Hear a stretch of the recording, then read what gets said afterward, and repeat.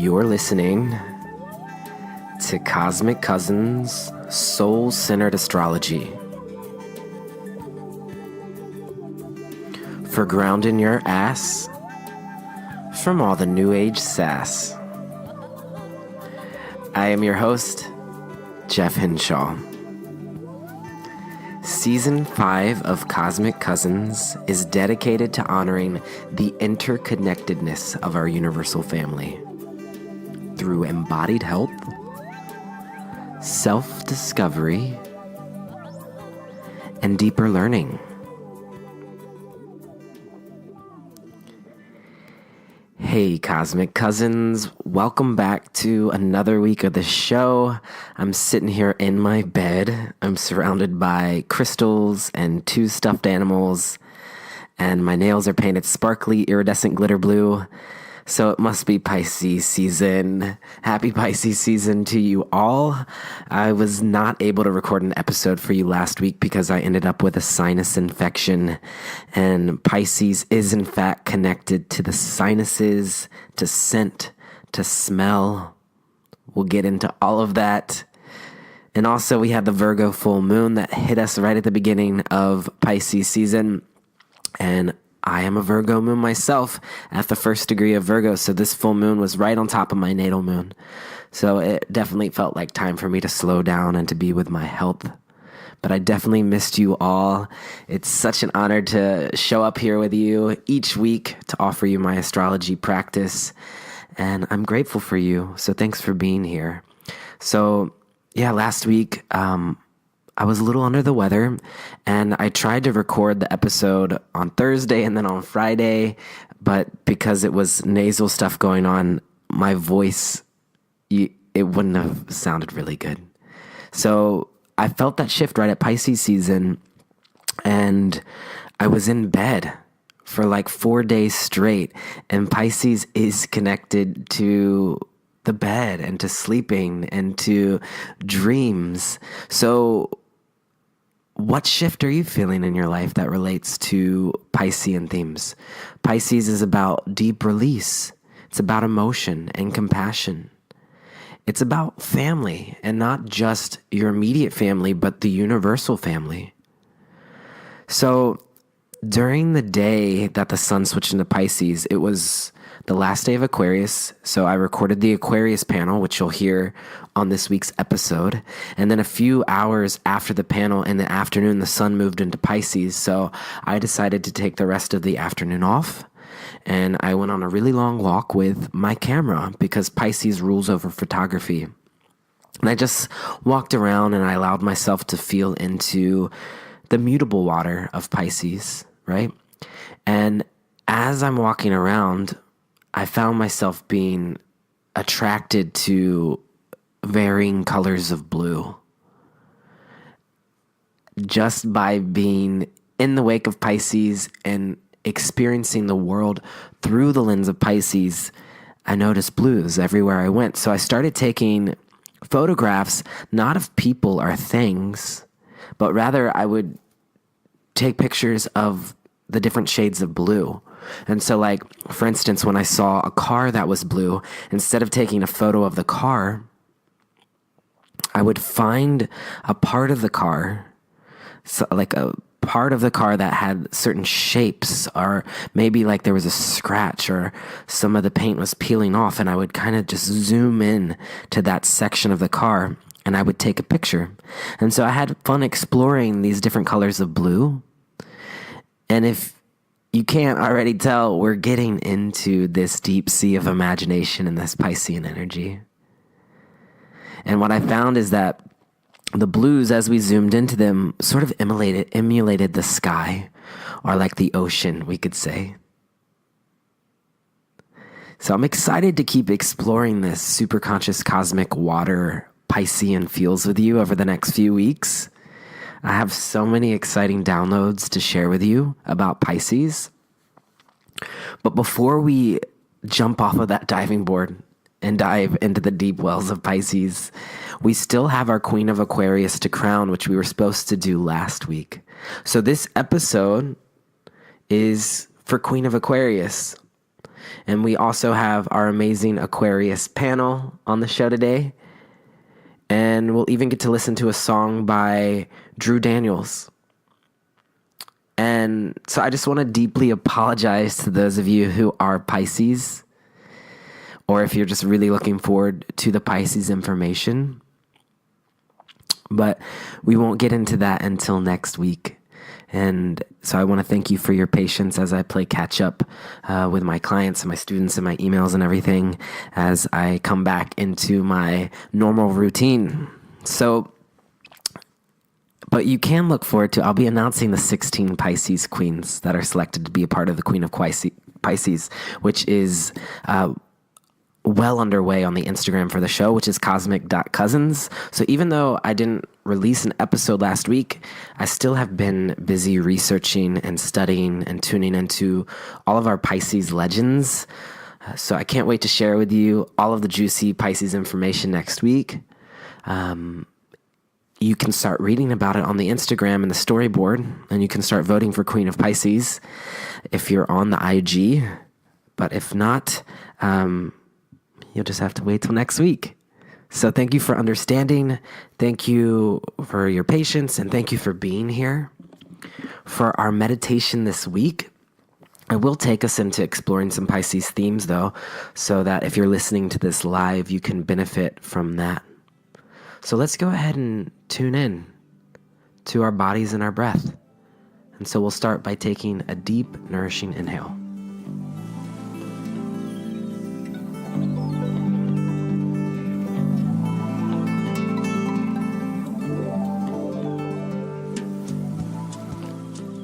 So deep inhales,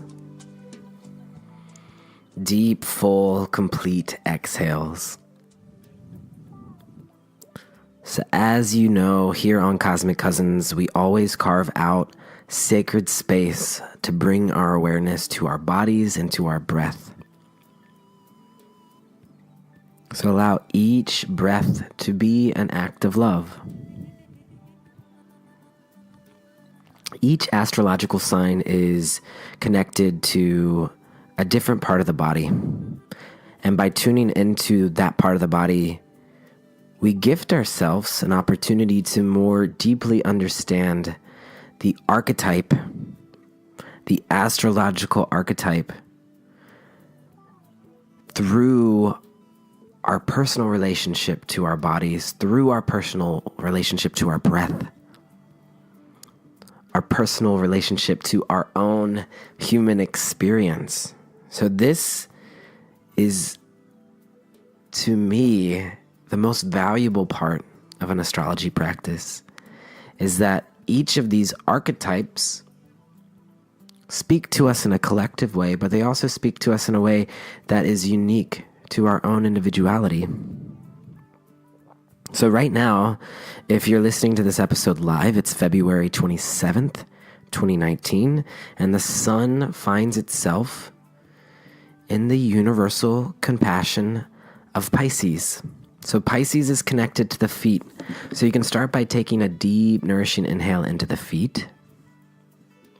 You can thank your feet for showing up for you each and every day. And I like to think of each of them as one of the Piscean fish, which is cool because when we were working with Gemini, Gemini is the hands and Gemini is the twins. And here we are with the feet and we have the fish. And so the feet are a holy and sacred part of the body. And so if you're able to, you could even take your socks and your shoes off and place your hands on your feet and give your feet a nice little massage. Or perhaps you're not in a place you can do that. Maybe you're driving right now. But notice how your feet are being utilized to press the brake, press the gas. Or maybe you're listening to this on a nice long walk. Wherever you are, can you just allow there to be some sort of awareness to the importance your feet play in your life? You can tell your feet how beautiful they are. Maybe you'd like to promise to your feet that you'll give them some extra loving, like getting a pedicure is really nice over Pisces season. So we connect to the feet, But we can also connect and bring our awareness to the water in our body. So the entirety of the water in the body, this is Pisces as well. So our body, right, it uses water in all of its cells.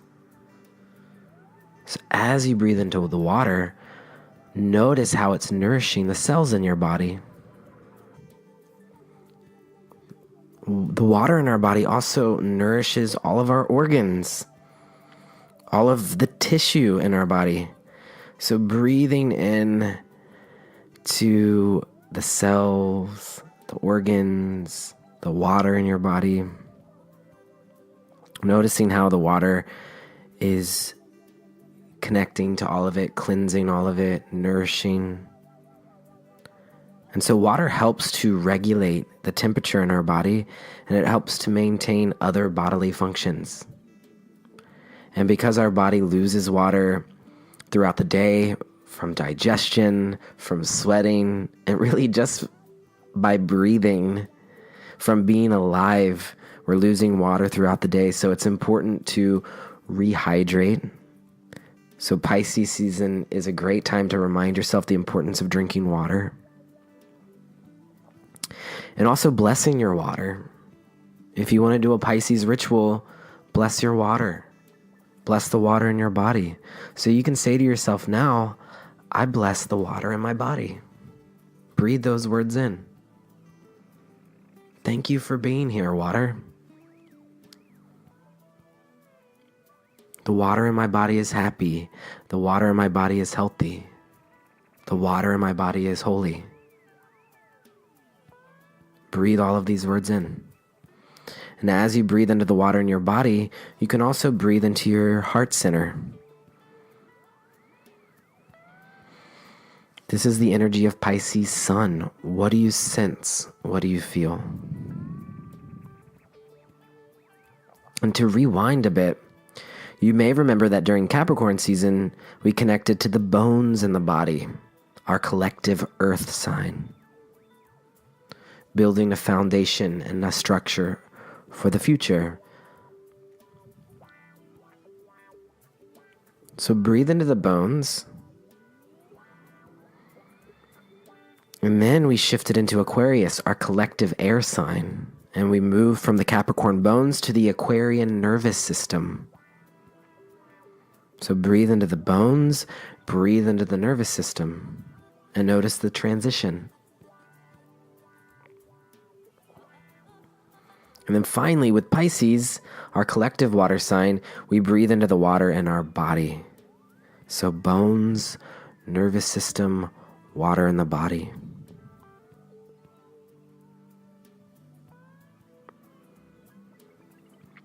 And since this week, our episode focus is on crowning the Queen of Aquarius, let's now bring the awareness to the nervous system, which is the electrical wiring in the body.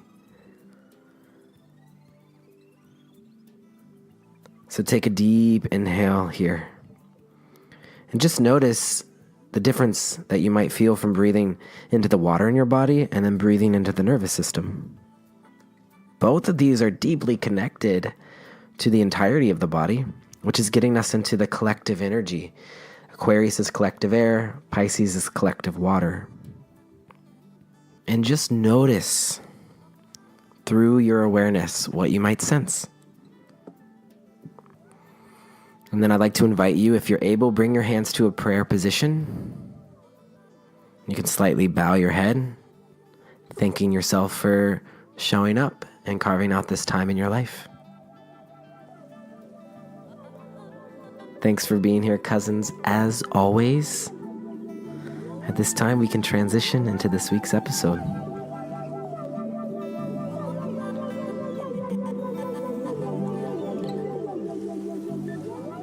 So we've been working on a project here on Cosmic Cousins called Queen of the Zodiac. And right now, on this week's episode, we get to crown our Queen of the Aquarius. So the Instagram followers for the show, the Instagram is cosmic.cousins, narrowed 16 legendary women down to our final four. So our final four Aquarius Queens are Audre Lorde, Rosa Parks, Oprah Winfrey, and Angela Davis. And wow, I want to pause right there and just kind of reflect on this final four. So our final four Aquarius Queens are serving us some mad fixed air vibes. So Aquarius is fixed air, holding authority with words. Authority is fixed. Air is words and communication. Holding space for universal truth, right? Holding space is fixed. Truth is air, fixed air, holding space for universal truth. So fixed air in the tarot is the King of Swords. And we can really feel that with these women. The phrase is, I know. I know. All four of these women are firmly rooted in their power. They're firmly rooted in their I know. They have a wide-eye objective, a wide-eyed perspective, and an intellectual understanding of collective energy. This is our collective air sign. So this is the first final four in the Queen of the Zodiac series that showcases activists. All four of them are activists, writers, and speakers. So that's one way we can look at Aquarius. It's also the only final four which features all Black women, which feels quite appropriate with Aquarius's connection to Black History Month. And so this feels like an epic close out to February, as tomorrow is our last day of February. So we're honoring that today too. And then in addition, I don't know if y'all remember this, but on the last episode, we talked about the synchronicities that was occurring during Aquarius season with numbers, how four different women won by 71% of the votes. So we looked at the number 71, and then since it's 100%, right? 100 minus 71 is 29. So we looked at the numbers 71 and 29 on last week's episode and the synchronicities. And Oprah Winfrey also scored 88% of the votes. So we looked at the angel number 88. So this synchronicity of numbers felt Aquarian to us because Aquarius is deciphering patterns and is connecting with spirit through science and math. And this pattern continues. So in addition to the final four being all activists and all Black women, there's also this synchronicity with numbers that has been occurring. And so this was the first time there were repeating numbers going into the next round. And we had Audre Lorde, Rosa Parks, and Angela Davis each scored 123 points. So what we did is we took their percentage from the first round and their percentage from the second round and added them up, which is putting them all tied for second place at 123 points. So the number 1, 2, 3 we can look at, right? So 1, 2, 3. Well, for one, the fact that they're all tied is reflecting Aquarius's themes of sisterhood, of liberation, of equality, of dismantling hierarchy. But Aquarius is connected to objectively recognizing patterns as a way of communicating with spirit. So what is this number 1, 2, 3 signifying to us? So angel number 1, 2, 3 is said to have a strong meaning of order, of work towards the future, of being in tune with one's spirituality. We can think working towards the future, 1, 2, 3, right? The order of 1, 2, 3, too. Even though Aquarius is said to be eccentric and spontaneous and out there, it's a fixed air sign. So there is order to this Aquarian energy. So 1, 2, 3, I'm reading this here too, brings meaning of communication and power. Okay. Power is fixed, communication is air. It's our fixed air sign, right? 1, 2, 3 is also said to be the stairway to the stars or the stairway to heaven. That's what the title of this angel number is. So this is the first time ever This has happened, that there's a three-way tie for second, which is giving us that Aquarius feel of equality and dismantling hierarchies. And then Oprah Winfrey is in first place with 176 points, making her the highest scoring queen in the history of the Queen of the Zodiac series. She scored 88% twice. So even though we're looking at this number 176 for Oprah, there's also the number 8888. And so we had talked about that number, I think, on last week's episode, that the angel number 8888 has a divine purpose of providing harmony, balance, wellness, and support to humanity. So that's our Final Four Aquarian Queens.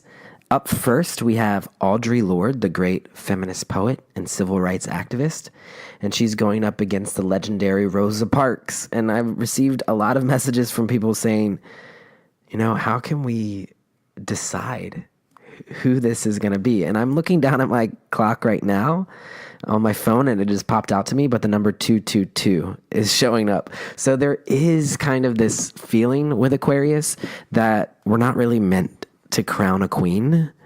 So really, we could say this Final Four, they're all the queens of Aquarius, and that would really allow us to feel into the Aquarian energy. But of course, we're going to crown a queen anyway, because I have charts that I want to fill in, and I want to have all 12 astrology symbols accounted for. But really, if we were being truly Aquarian, we would stop right here, and we would say all four of these women are Queen of Aquarius. So I want us to remember that. So again, we have Audre Lorde going up against Rosa Parks. And you all voted, and winning by 59% of the votes, Audre Lorde is moving forward as an Aquarius finalist and our Queen of Aquarius Final Two. So let's talk about and honor Rosa Parks. So Rosa Parks was born on February 4th, 1913, and she's an Aquarius Sun, Aquarius Mercury, Aquarius Uranus, Aquarius Lilith, Black Moon Lilith, and Aquarius Point of Fortune. Wow, there's a lot to talk about there. Black Moon Lilith being close to your sun is epic. It means that you are righting the wrongs of the repressed feminine through the lens of your sign. So she was bringing liberation to the repressed feminine, to the collective Aquarius. Point of Fortune being there too is also saying that she has fortune in regards to the light that she's shining out to the world. So Rosa Parks, I'm sure most of you know her, but it will be cool to look at her through the lens of Aquarius. She was an American activist in the civil rights movement, best known for her pivotal role in the Montgomery bus boycott. So the United States Congress has called her the First Lady of Civil Rights and the Mother of the Freedom Movement. So Aquarius is the superconscious rebel. So this is the ability to confidently claim your individuality, but not doing it to rebel as an individual. It's doing it to rebel to empower the collective. So Aquarius is connected to group energy and holds a super conscious ability to influence communities. So Rosa Parks pushed the limits of society, not just for herself, but for everyone. And because of her ability to evolve through the bravery and the individuality of Leo, Rosa fulfilled her Aquarian mission to spark a revolution. And what's so unique about Rosa Parks is that she was not the first person to protest in this sort of way. In fact, there were much more bolder, big personalities, Leo, right, the polar sign to Aquarius, these bolder, bigger personalities that took a stand. But since she held the love and adoration of community, which is Aquarius, she created a movement. So this reflects the outsider alien feel of Aquarius, but also it's reflecting Aquarius's connection to the group mind. So at the time, Rosa Parks was secretary of the Montgomery chapter of the NAACP. And so she had recently attended the Highlander Folk School, which was a Tennessee center for training activists for workers' rights and racial equality. So she was highly educated on this matter of protest. So she acted as a private citizen that was tired of giving in. And so although widely honored in later years, she also suffered from this act. And I think that's important to talk about. She was fired from her job. She was a seamstress at a local department store. She was fired from her job, and she received multiple death threats for many years afterwards. And so Rosa Parks still continued as an activist throughout her life. So shortly after the boycott, she moved to Detroit, where she briefly found similar work. And from 1965 to 1988, she served as secretary and receptionist to John Conveyors, who was an African-American U.S. representative. And so she was also really active in different civil rights movements. So she was active in the Black Power movement and the support of political prisoners in the U.S. And prison work is also connected to Aquarius as well, the liberation, right? Pisces is also connected to prison. Both of these two signs have that in common. And then after her retirement, Rosa Parks wrote her autobiography and continued to insist that the struggle for justice was not over and there was more work to be done. In her final years, she suffered from dementia, but continued to travel around making speeches at rallies and at universities. Rosa Parks received national recognition, including the Presidential Medal of Freedom, the Congressional Gold Medal, and there is a statue in the United States capital nation that is for Rosa Parks. Rosa Parks is an Aquarius sun, an innovative little girl, Capricorn moon, in an important business meeting, Capricorn rising, building a future we can depend on. An innovative little girl in an important business meeting, building a future we can depend on. And that's exactly what Rosa Parks did through her life and work. What an honor it is to study your life and to share about your life. Thank you, Rosa Parks.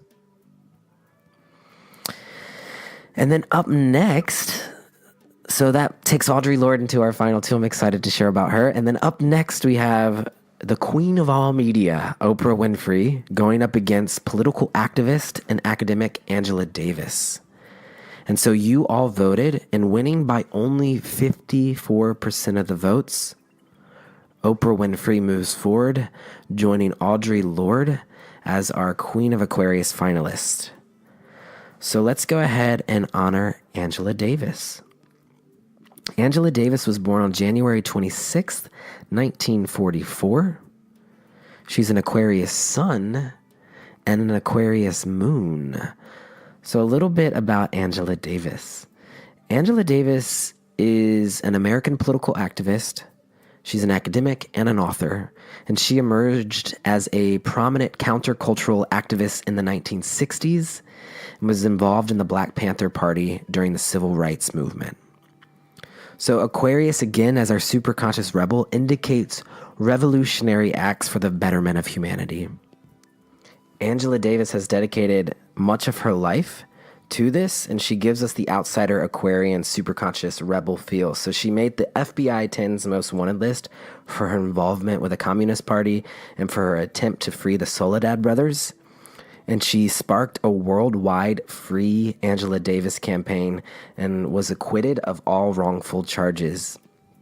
And then upon being set free, she wrote several books. And so a principal focus of her current activism is the state of prisons in the United States. Again, this other connection that Aquarius has to liberation and freedom. So she considers herself an abolitionist, not a prison reformer, and she has referred to the United States prison system as the prison industrial complex. And so this is based off of the establishment of privately owned and run prisons. So Angela is an advocate. She focuses on social efforts, on education, and building engaged communities to solve various social problems. that's now handled through state punishment. So when you listen to her speak, she has a very objective, big picture focus, is very goal-oriented. And this communication style fits in with Aquarius's fixed air intellect.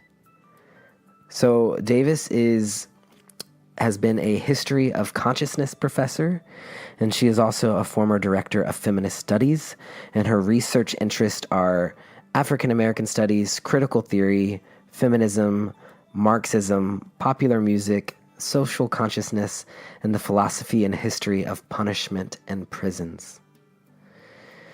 So again, we feel this connection Aquarius has to groups of people and their ability to be rebels in the sense that they are standing up for what is truth. So Aquarius is connected to communication on a mass scale with the power to captivate an audience through words. And still to this day, the promise of Angela Davis's presence is enough to pack a room. And when she was set to deliver the keynote at the 2015 Martin Luther King Jr. convocation, thousands of people lined up outside the building.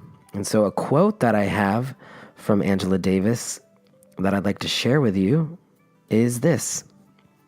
Quote, you have to act as if it were possible to radically transform the world. And you have to do it all the time. Angela Davis is an Aquarius sun, Aquarius moon, and a Taurus rising, making her an innovative little girl, Aquarius sun, on a spaceship about to take off, Aquarius moon, coming into her feminine power, Taurus rising. And that's exactly what she's done through her life and work. Thank you, Angela Davis, for all that you've inspired within the collective. And so that brings us to our final two cousins. Is it the age of Audre Lorde, or is it the age of Oprah Winfrey? We're about to find out. But before we get into crowning our Queen of Aquarius, I want to share with you a song. And it's by our Aquarius brother, Drew Daniels. And so you may remember Drew. He was on the show last year during Aquarius season. And he's an incredibly talented singer-songwriter, soul folk musician living on the big island of Hawaii. And I featured his work many a times on the show. You may remember his song called Ruby Song, in which Drew sings to his Gemini daughter, Ruby. And he sings the word, my Gemini. And so we played that during Gemini season. I'll probably play it for you again when Gemini season comes up.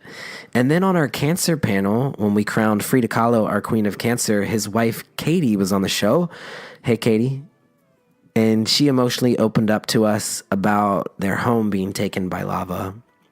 And we listened to the song Our New Life, which was a song that Drew wrote about their inner workings of losing their home and also moving forward. And it brought our Cancer panel to tears. And so I think Drew is such a wonderful example of Aquarius because we've learned that Aquarius evolves through Leo.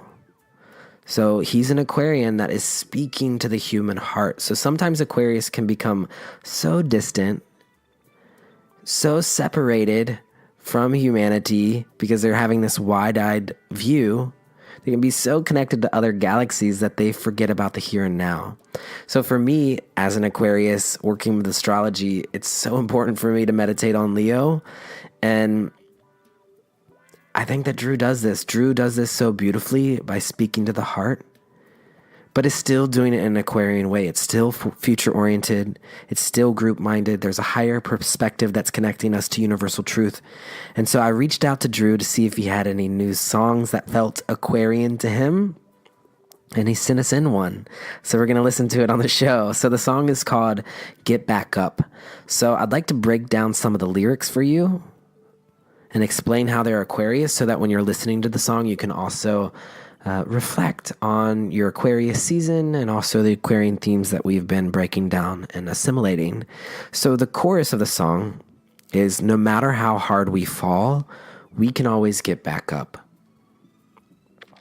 This feels Aquarius to me because Aquarius is about perseverance and hope. And we can think about our Final Four Aquarius Queens.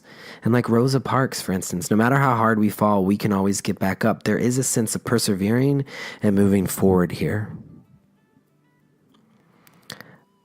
Another lyric from the song is staring deep into a sacred mirror. So Aquarius is the divine mirror. So we're reflecting back to the collective cosmic truths. So we can actually think about how Aquarius is connected to the starry night sky, right? And when we gaze up into the star, when we look to the stars, like with astrology, it's like staring into a sacred mirror. Staring deep into a sacred mirror. Then he says, speaking to the voices in my head, this is reflecting Aquarius as a fixed air sign. In a lower form, fixed air can mean stuck in your thoughts, voices in your head. In a higher form, it is authority with words, which we feel the authority with words in this song. And that's when he says, recognize the signs we send from higher times, right? Recognizing the signs, which is like recognizing the astrology signs, or recognizing the repeating numbers and the patterns. We're recognizing it here in Aquarius, and we send from higher times. It's an objective, higher perspective, taking us to the future. He also says, iron sharpens iron. Aquarius, right, is connected to the sword suit in the tarot, the King of Swords, sword of universal truth. Swords are made out of iron. So when I heard iron sharpens iron, it felt like that. He also talks about the universe in the song. He says, the universe gives what it takes. And then he starts talking about energy. Aquarius is science. It's anything scientific. It's energetic. Anything that can be in the sky or the galaxies, like black holes. And so this is what he says. I know energy bends. It don't start, it don't end. It destroys and recreates. I know it folds, molds like black holes. So just this even simple line right here, I know energy bends. Ain't no Capricorn singing about energy. It's our Aquarians. And so all of the themes in this song are very Aquarius. And Drew wrote me this, which I think is really cool and is perhaps the most Aquarius thing about the song, which isn't the lyrics, but it's actually what this song is for. And so he said this, I really want to get as many people as possible to send in their voices singing the chorus. And I'll mix it all into an epic choir part at the end. I feel that having the collective voice will just level up the meaning of the song so much. So Drew is forming this song into a bigger campaign and a bigger vision that reaches out to the community, and it's bringing everyone together in unison with their voices. So the song and then the accompanying music video is going to highlight local Puna projects. So Puna is the eastern district on the Big Island of Hawaii, and it's going to highlight projects that are going on there that have persevered through the past year from the eruption of Pele, the volcano goddess. And the song and video is scheduled to be released on May 3rd, which is the 1-year anniversary of the Leilani eruption. So that will be during tourist season. And maybe during tourist season, we'll actually get to listen to the song and the chorus of everyone singing. And Drew Daniels has a Taurus North Node. So North Node is pointing you in the direction of your life's purpose. So that lines up beautifully there. So anyway, let's tune into this song and feel into the Aquarian themes. And then at the end of the song, I'll give you more information about how you could possibly join in with your voice for this beautiful project. I just think it would be so beautiful to have all of the Cosmic Cousins tuning in, just record themselves singing this chorus, and this can be like one of our songs, you know? So let's tune into it now. This is Get Back Up by Drew Daniels.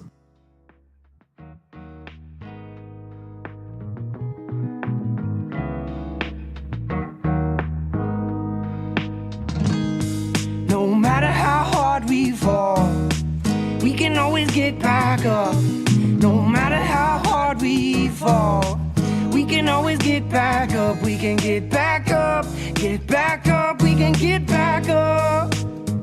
We can get back up, get back up. We can get back up. Staring deep into a sacred mirror, speaking to the voices in my head. Are they angels or demons? Faded duality created a reality I swear I've seen before from an ever-changing shore. The give and take is what we make it, a creator and creation. Recognize the signs we send from higher times, but you can't fight fire with fire. But iron sharpens iron. We can't fight fire with fire. But iron sharpens iron. No matter how hard we fall, we can always get back up. No matter how hard we fall, we can always get back up. We can get back up, get back up. We can get back up. We can get back up, get back up. We can get back up. I haven't been feeling myself. My heaven's been feeling like hell. I'm looking past gray hairs and naysayers as I pray to an unnamed deity, vague prayers. I hope we learn from mistakes. Hope we live till we're dead without a debt of regret. And I hope we never forget the ones we already made. They didn't make us much stronger, but they didn't kill everything. Yeah. Now I'm not sure if it's true that we are what we do, and the universe gives what it takes. But I know energy bends, it don't start, it don't end, it destroys and recreates. I know it folds, molds, light force, black holes, poop holes, where energy goes, grows. But we can't fight fire with fire. But iron sharpens iron. We can't fight fire with fire. But iron sharpens iron. No matter how hard we fall, we can always get back up. No matter how hard we fall, we can always get back up. We can get back up, get back up. We can get back up. We can get back up, get back up. We can get back up. We can get back up, get back up. We gon' get back up. We can get back up, get back up. We gon' get back up. We're gonna get back up, get back up. We're gonna get back up. We're gonna get back up, get back up. We're gonna get back up.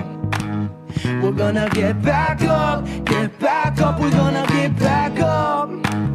We're gonna get back up, get back up. We're gonna get back up. Yes, that was Get Back Up by Drew Daniels, and what an honor it is to have Drew continue to share his songs with us as we move through the Wheel of the Year. Sending big love to you, Drew, and your family on the big island of Hawaii. And for those of you interested in joining in on this collaboration, if you're interested in being a part of the voices in the chorus at the end of the song, you can reach out to Drew Daniels himself. And you can find him on Instagram at Drew Daniels Music. Send him some love, give him a follow, or you can find him on Facebook at facebook.com/Drew Nami, Nami Music. I'll put a link to both of those in the show notes so that you can get connected there. And before we move into crowning our Aquarian Queen, I have a few announcements I'd like to make. I have a 12-week course coming up for those of you who are interested in being astrologers and working more deeply with astrology, deepening your connection to soul-centered astrology. This course is coming up in March, and which is soon. That's like, what? It's starting next week. So we have some spots open for that. We'll gather for 12 weeks. If you'd like to learn more about this, you can go to astrologycousins.com and check that out. And while you're there, I also offer 90-minute personalized astrology readings that come in the form of MP3s, which you can book there as well. And so these 90-minute personalized MP3 recordings are such a joy for me I look at your birth chart, I study it for about a week, and then I share with you all of the information that I'm receiving from your birth chart. And I also provide for you some affirmations you can use, and there'll be about a 20-minute meditation at the end of that experience. So if you're interested in that, astrologycousins.com. I also offer private mentorships through the lens of both tarot and astrology. So there's that as well. Anything with tarot is brooklynfools.com. And in addition, if you're picking up what I'm putting down, there's a Patreon for the show in which you can make a monthly donation to the podcast to help support me in my endeavors to bring you this show free of charge. And so you can go to patreon.com/cosmiccousins. And we have 2 new Patreon supporters this week. And so I'd like to give a big, warm, special thank you, shout out to Jim Cavalt and Amber Reeves. Thank you so much for being Patreons, and to all of the Patreons out there. I will be putting a special discount code out to the Patreon supporters this week for booking an astrology reading. So Patreon members, keep your eyes out for that. And yeah, I also have someone that wrote in this week too, which I thought was cool and I wanted to share with you. Alice Arden writes in and says, "Hey Jeff, basically this is just me sharing something that I think you would be interested in. I listen to a decent amount of hip hop and R&B, especially from the 90s, and I noticed a little while ago that a lot of the leading forces of these styles of music were born during Aquarius season, and I have been low-key tracking the signs of rappers and R&B singers since then.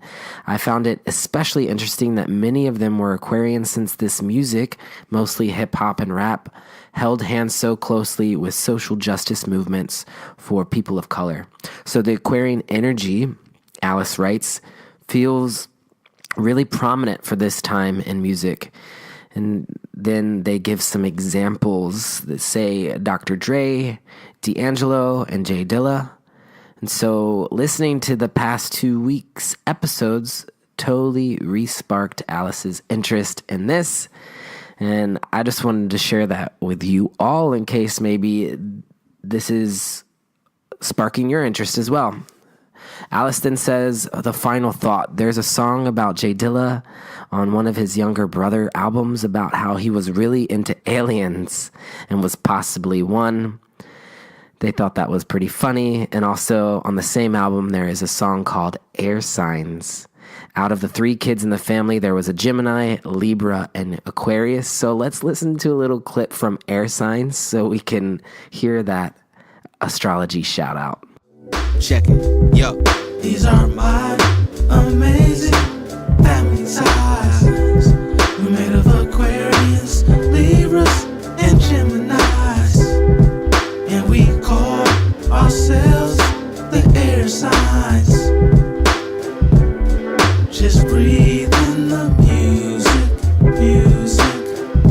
Yes, breathe in the music. Air sign shout out. So interesting, right? That was really cool. Thank you, Alice, for writing in. Maybe we'll do the King of the Zodiac series at some point and see what we're sensing by looking at legendary men. But for now, we have our Queen of Aquarius to crown. So the listeners of the show on the Instagram have voted it down to our final 2 Aquarian queens.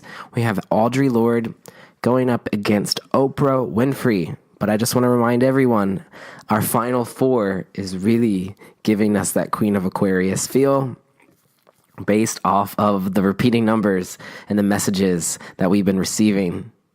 But let's start talking about Audre Lorde. So Audre Lorde was an American writer, feminist, womanist, librarian, and civil rights activist. And as a poet, she is best known for technical mastery and emotional expression, as well as her poems that expressed anger and outrage at civil rights and social injustices that she's observed throughout her life. So I want you to let's start by just tuning in to her speaking. And I want you to feel into this air energy. Air is so great at communicating, and so let's tune in to a poem by Audre Lorde. For those of us who live at the shoreline, standing upon the constant edges of decision, crucial, alone. For those of us who cannot indulge the passing dreams of choice, who love in doorways, coming and going in the hours between dawn, looking inward and outward at once, before and after, seeking nows that can breed future. Seeking nows that can breed future. What a beautiful, soul-centered Aquarius line right there. Leo is the present moment, is the now. Aquarius is the future, seeking nows that can breed future. Aquarius is connected to eccentric communication. As a child, Lorde would memorize poetry and use it to communicate, to the extent that if you asked her how she was feeling, she would reply by reciting a poem. Around the age of 12, she began writing her own poetry and connecting with others at her school who were considered outcast, as she felt she always was. Aquarius is connected to being the outcast or the outsider. Audre gives us the radical Uranus feels of Aquarius as well. In her novel Zammy, A New Spelling of My Name, Lorde focuses on how her many different identities shape her life and the different experiences she has because of them. So she shows us that personal identity is found within the connections between seemingly different parts of life. And so she offers this very innovative new philosophy time and time again.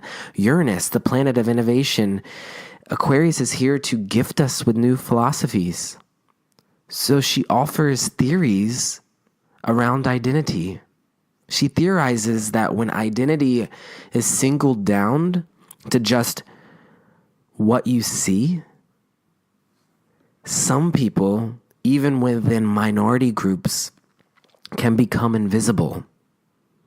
And so she created this theory that's called the House of Differences. So the House of Differences is a phrase that has stuck with Lorde's identity theories. And her idea was that everyone is different from each other, and that it is the collective differences that make us who we are, instead of the one little thing. So for instance, for me, as someone who is an astrologer, maybe I join in a group with all of astrologers, but it's not us focusing that astrology is our connection that is of interest to us. It's focusing on how we're all different as astrologers. So basically what this is saying is that there's unity within our differences, and this is diversity, and this is what Aquarius is doing. So for instance, me as a gay man, if I'm gathering with a group of other gay men, instead of celebrating our gayness, we celebrate how we're all different as gay men. It's so beautiful. So Aquarius can become so focused on the group that they lose sight of their own individuality. So soul-centered Aquarius evolves through Leo and owns their own unique expression and encourages everyone else to be an individual. So this is a quote from Audre: focusing on all of the aspects of identity brings people together more than choosing one piece of an identity. So I'd like for us to tune in and listen to her speak about the House of Differences.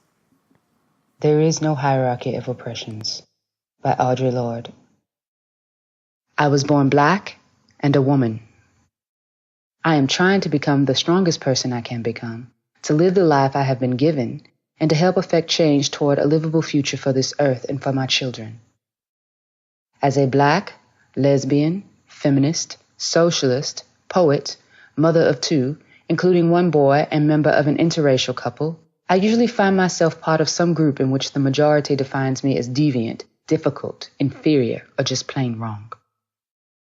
From my membership in all of these groups, I have learned that oppression and the intolerance of difference come in all shapes and sizes and colors and sexualities, and that among those of us who share the goals of liberation and a workable future for our children, there can be no hierarchies of oppression. I have learned that sexism, a belief in the inherent superiority of one sex over all others and thereby its right to dominance, and heterosexism, a belief in the inherent superiority of one pattern of loving over all others and thereby its right to dominance, both arise from the same source as racism, a belief in the inherent superiority of one race over all others and thereby its right to dominance. Oh, says a voice from the Black community, but being Black is normal. Well, I and many Black people of my age can remember grimly the days when it didn't used to be.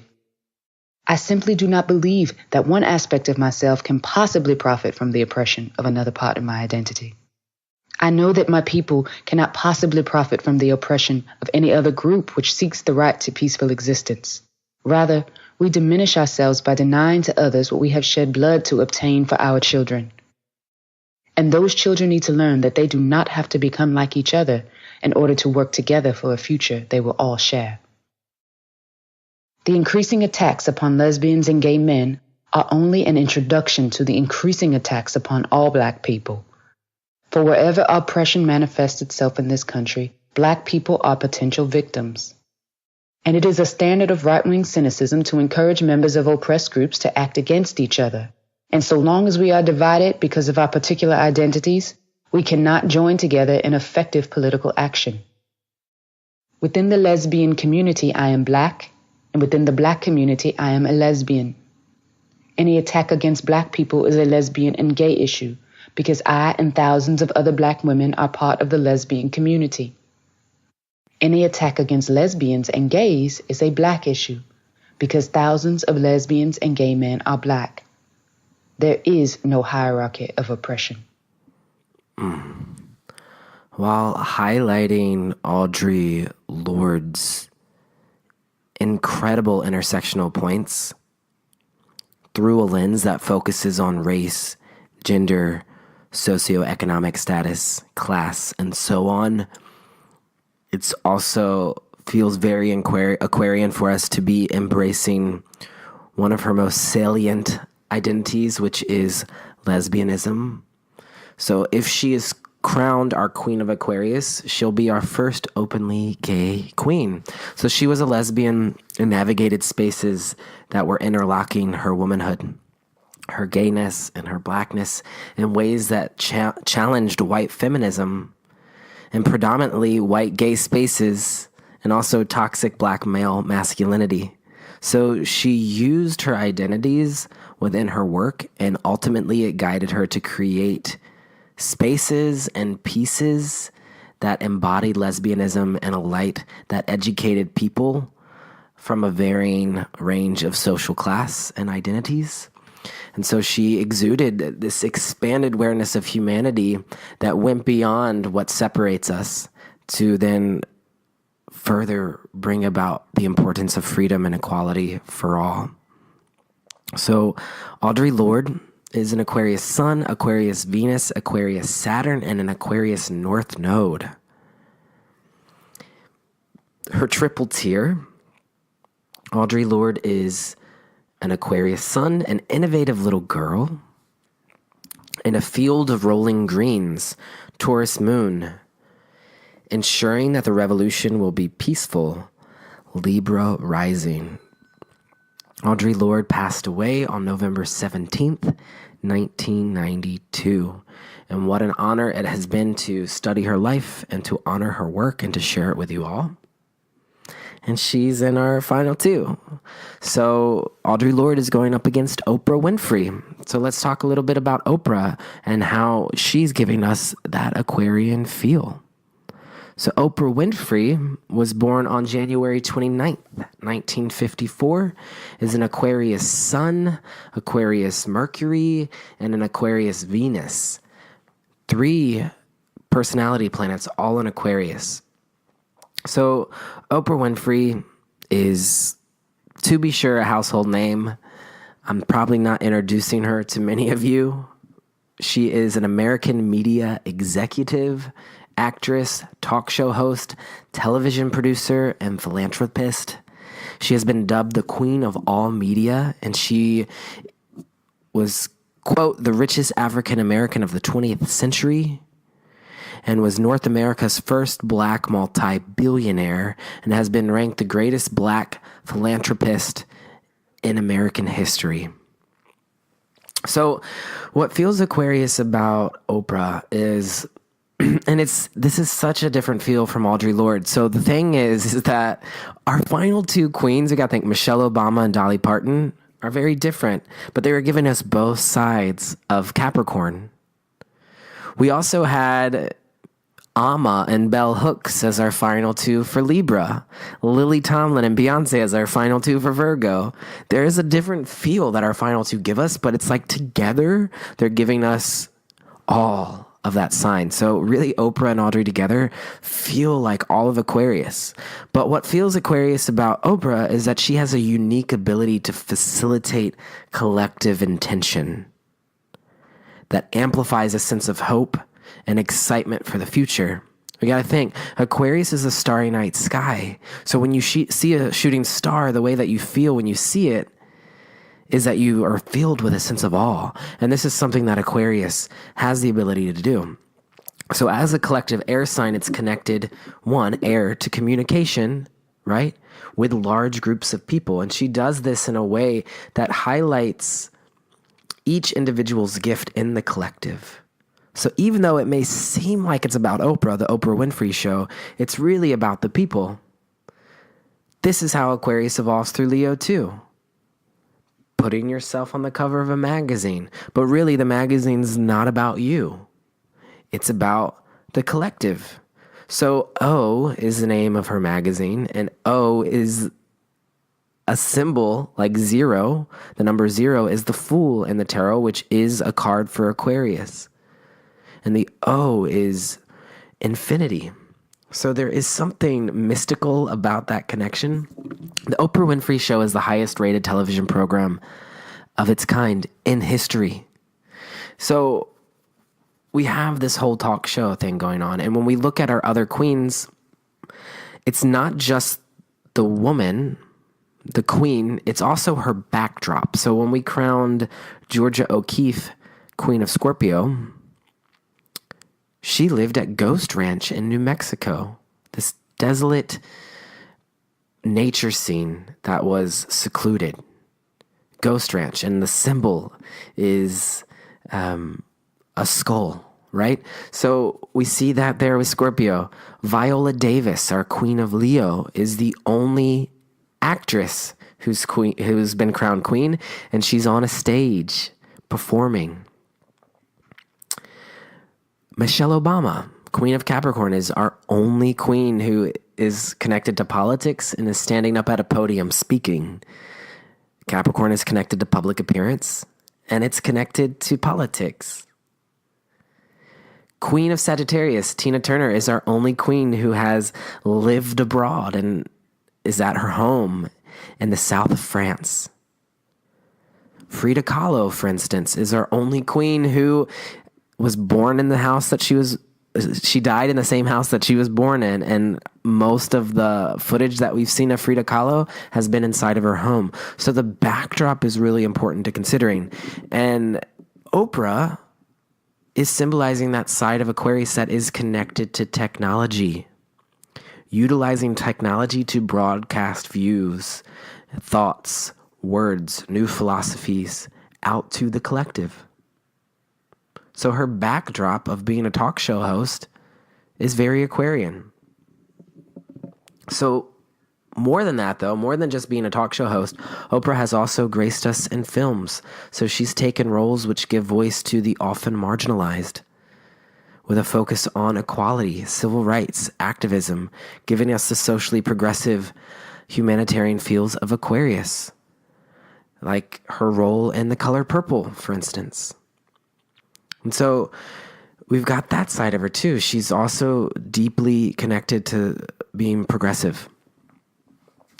And when we were talking about arousing a sense of awe, she does this in many different ways. But one of the things that she's famous for is her book club that is showing us Aquarius's ability to facilitate and inspire dialogue on a mass collective scale. And she has worked with many. She's said to be the mother of New Age thought. New Age thought. Aquarius is the New Age. It rules over anything that's New Agey. And the fact that she's the mother of New Age thought, she has quite literally given platforms to people like Eckhart Tolle, Louise Hayes, Marianne Williamson, Dr. Phil, who is in Dr. Oz, who are bringing these more holistic ways of viewing health and the body. And so it's also sparked up a lot of controversy as well. So her work is innovative and controversial in a Uranian way, but she's also Saturnian because she is still committed to bringing her offerings in a way that is going to reach the general public. So let's pause right there and listen to a clip of Oprah baptizing us with her words. You have to understand that your very presence here as a human being on earth came from something greater than you. And not just your parents who wanted to have a child. The fact that that egg was hit by that particular little sperm in that particular moment, and you were created. Wow. How amazing is that? Of all the different choices that had to happen in order for you to be here now. What a celebration that is. Even just listening to that clip right there, it brings me to some tears because Oprah Winfrey single-handedly is the reason that I am sitting where I am today as an astrologer, because listening to her talks has inspired me to be more in alignment with my Aquarian energy and to continue on my path as an individual that is offering my services to other people and knowing that I am here for a greater purpose. And Aquarius is connecting us to this. It's that cosmic expanse that is connecting us to the cosmos. And so it doesn't have to be through astrology, but in some way, Aquarius is universal energy. It's galactic. And she even talks about being a human here on Earth, which is showing us that alien side of Aquarius, right? And then she says, wow, how amazing is that? And right there, we feel from that this radical amazement that Aquarius has the ability to arouse. And so this is the Uranian side of the innovation of Aquarius that's connecting us to the cosmos. But there's also the Saturnian side of Aquarius. A balanced Aquarian energy brings Saturn and Uranus together, and so it's innovative while also being conservative. That way it can reach an even broader audience. So that felt very Aquarian to me. She also has work in founding a leadership academy for girls in Africa that connects us to the humanitarian Aquarian fields as well. And she has an endless list of accomplishments and titles that speak to many Aquarian themes. But what feels Aquarian about Oprah is that with her new offering, which is called Super Soul Sunday, and also her offerings with Masterclass, which highlights many of our Queens of the Zodiac are in the Masterclass series. It highlights different individuals and the wisdom that they can share. So Super Soul Sunday, Masterclass, all of these things is a way that she channels mind-expanding information. And Aquarius is said to be the baptizer of humanity, and she baptized people with her words. As a collective air sign, Aquarius is connected to the collective's thoughts. So Aquarius has the ability to tune in to what everyone in the room, everyone in the country, everyone in the world, however big they want to make it, everyone in astrology, that's what I do. I tune into astrology and what's going on with the collective, but has the ability to tune into the collective's thoughts and is able to articulate it and communicate it in a way that sparks people's interest and sparks new thoughts and ideas for other people. So Aquarius is lightning, right? Is sparking new thoughts and ideas. And then it's through that, it's sparking that within everyone else. And this is baptizing humanity with words. So when we talk about Aquarius as the baptizer of humanity, Aquarius is often confused as a water sign, right? Because it's aqua. It's the water bearer, the baptizer.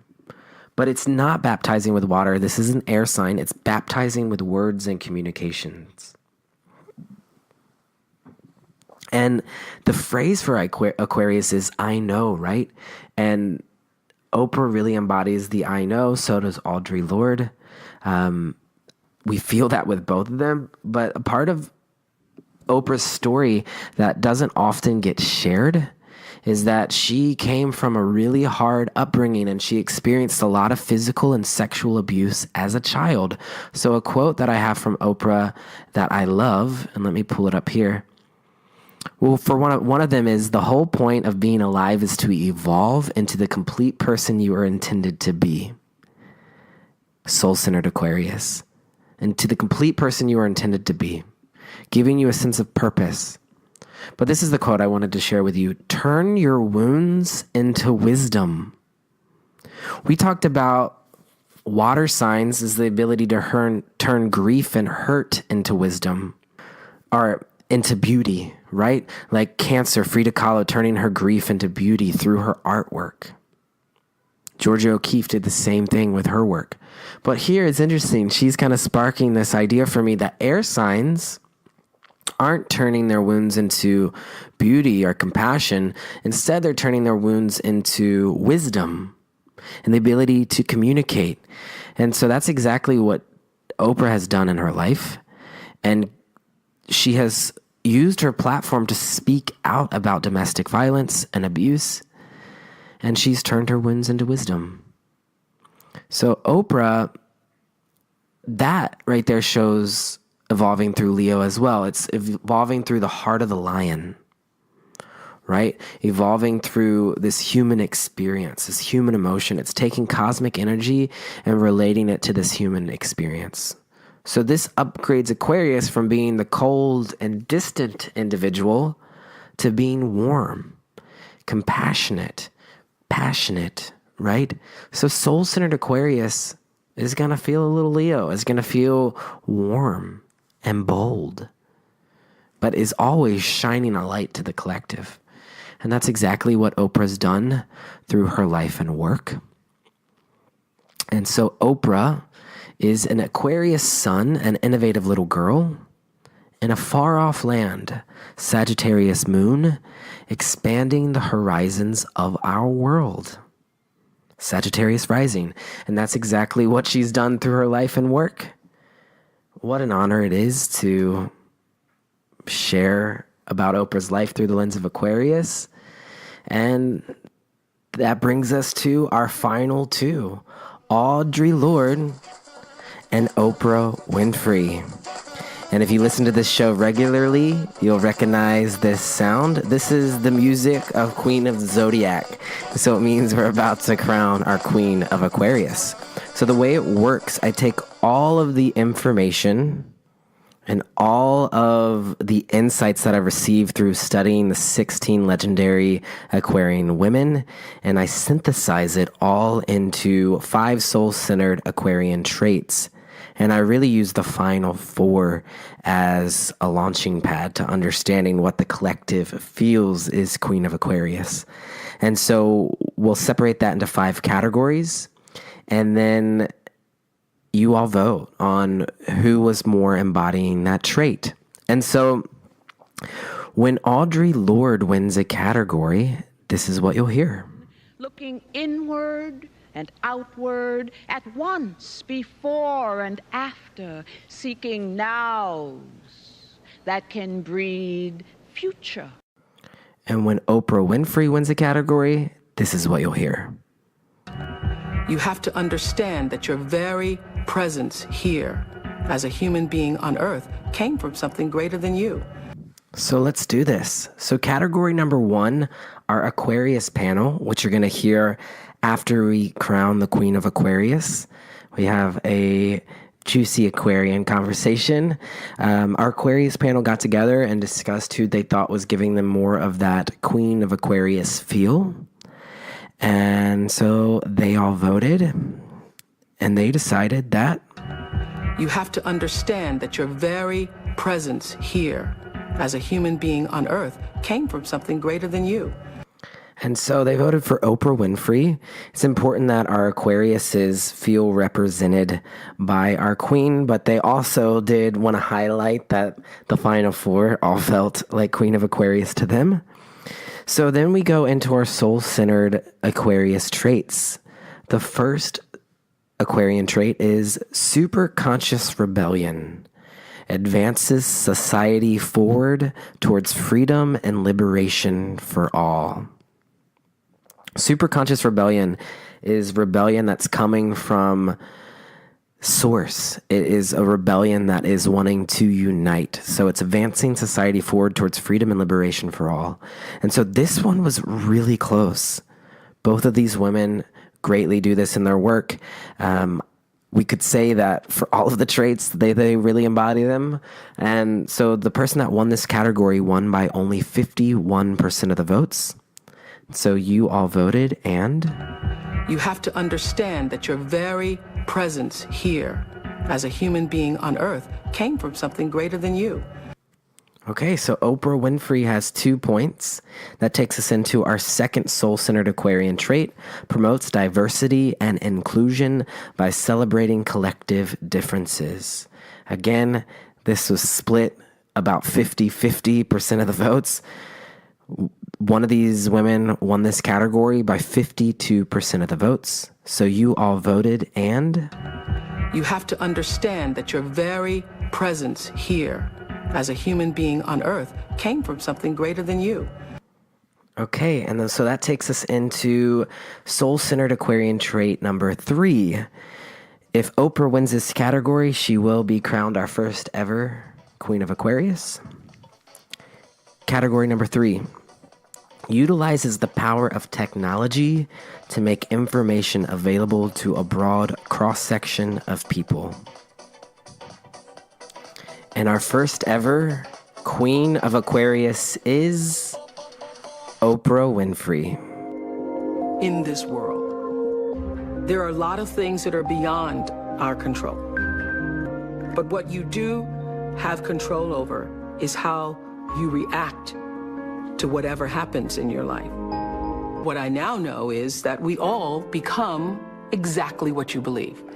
So if you believe that you can do all things because you have been endowed by a power from on high, given to you by the grace of God, if you believe that, you walk into the world understanding that whatever problems you may encounter, you still have God to lean on.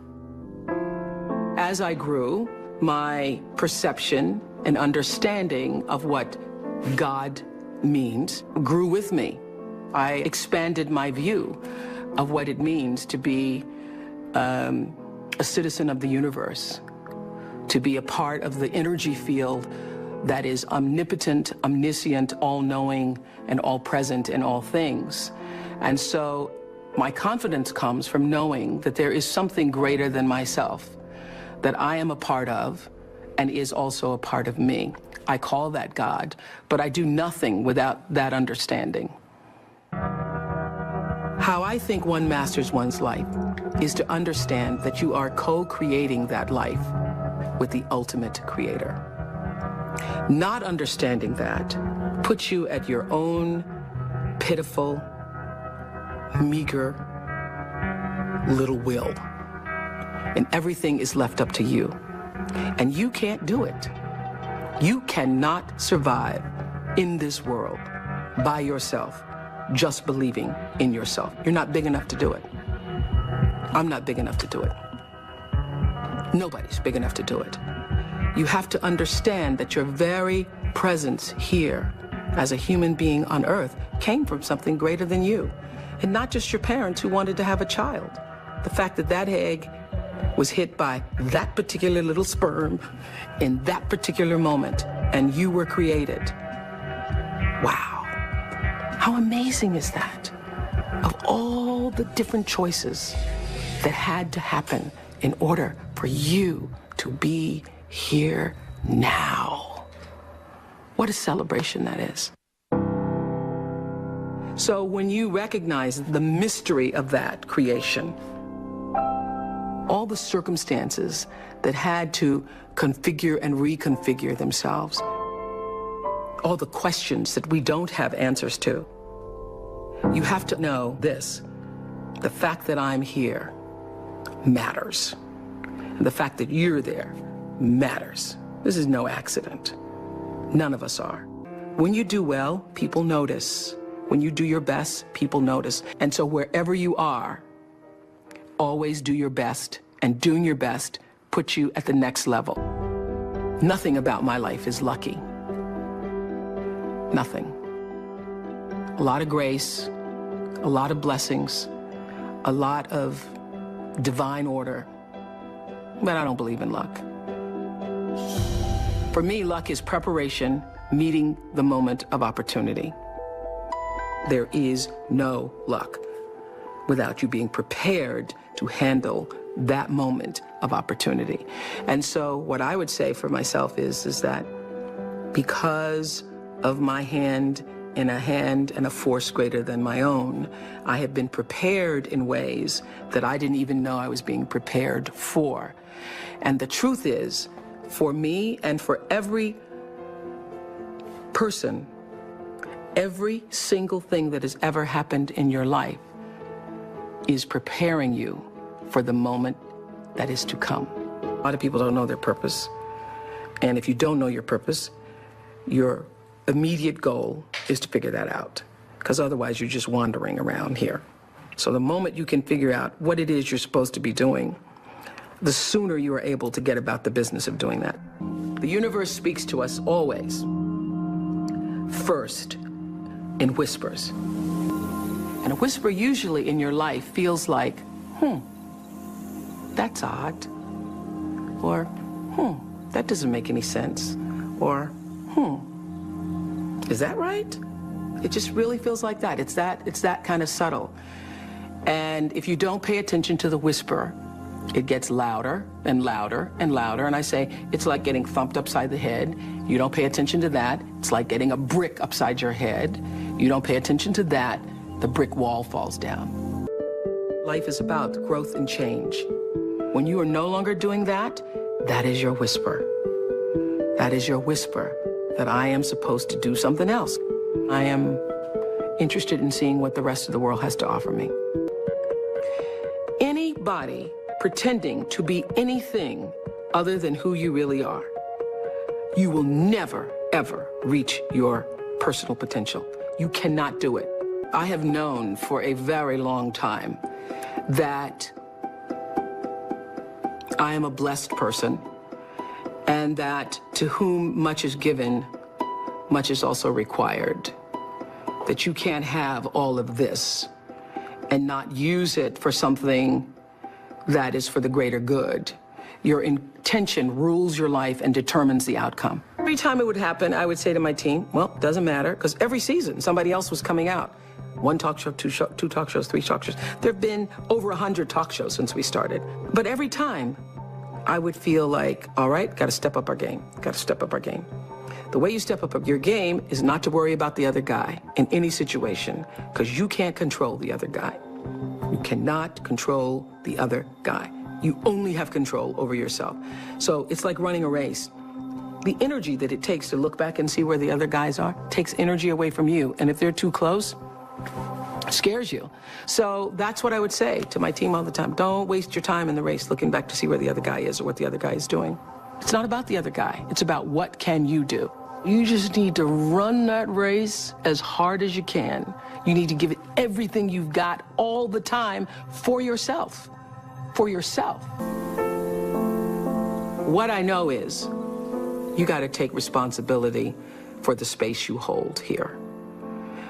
And understand that the third law of motion, which says for every action, there's an equal and opposite reaction, that is my religion.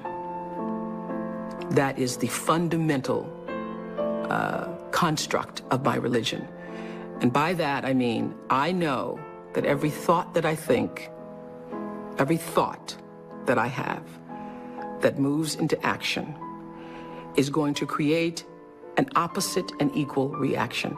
So everything that I put out into the world is going to come back. It's the golden rule on steroids. The golden rule on steroids. It's true that as you do unto others, they will do unto you. It's already done. There's an energy field, there's an energy flow that I strongly feel in my own life.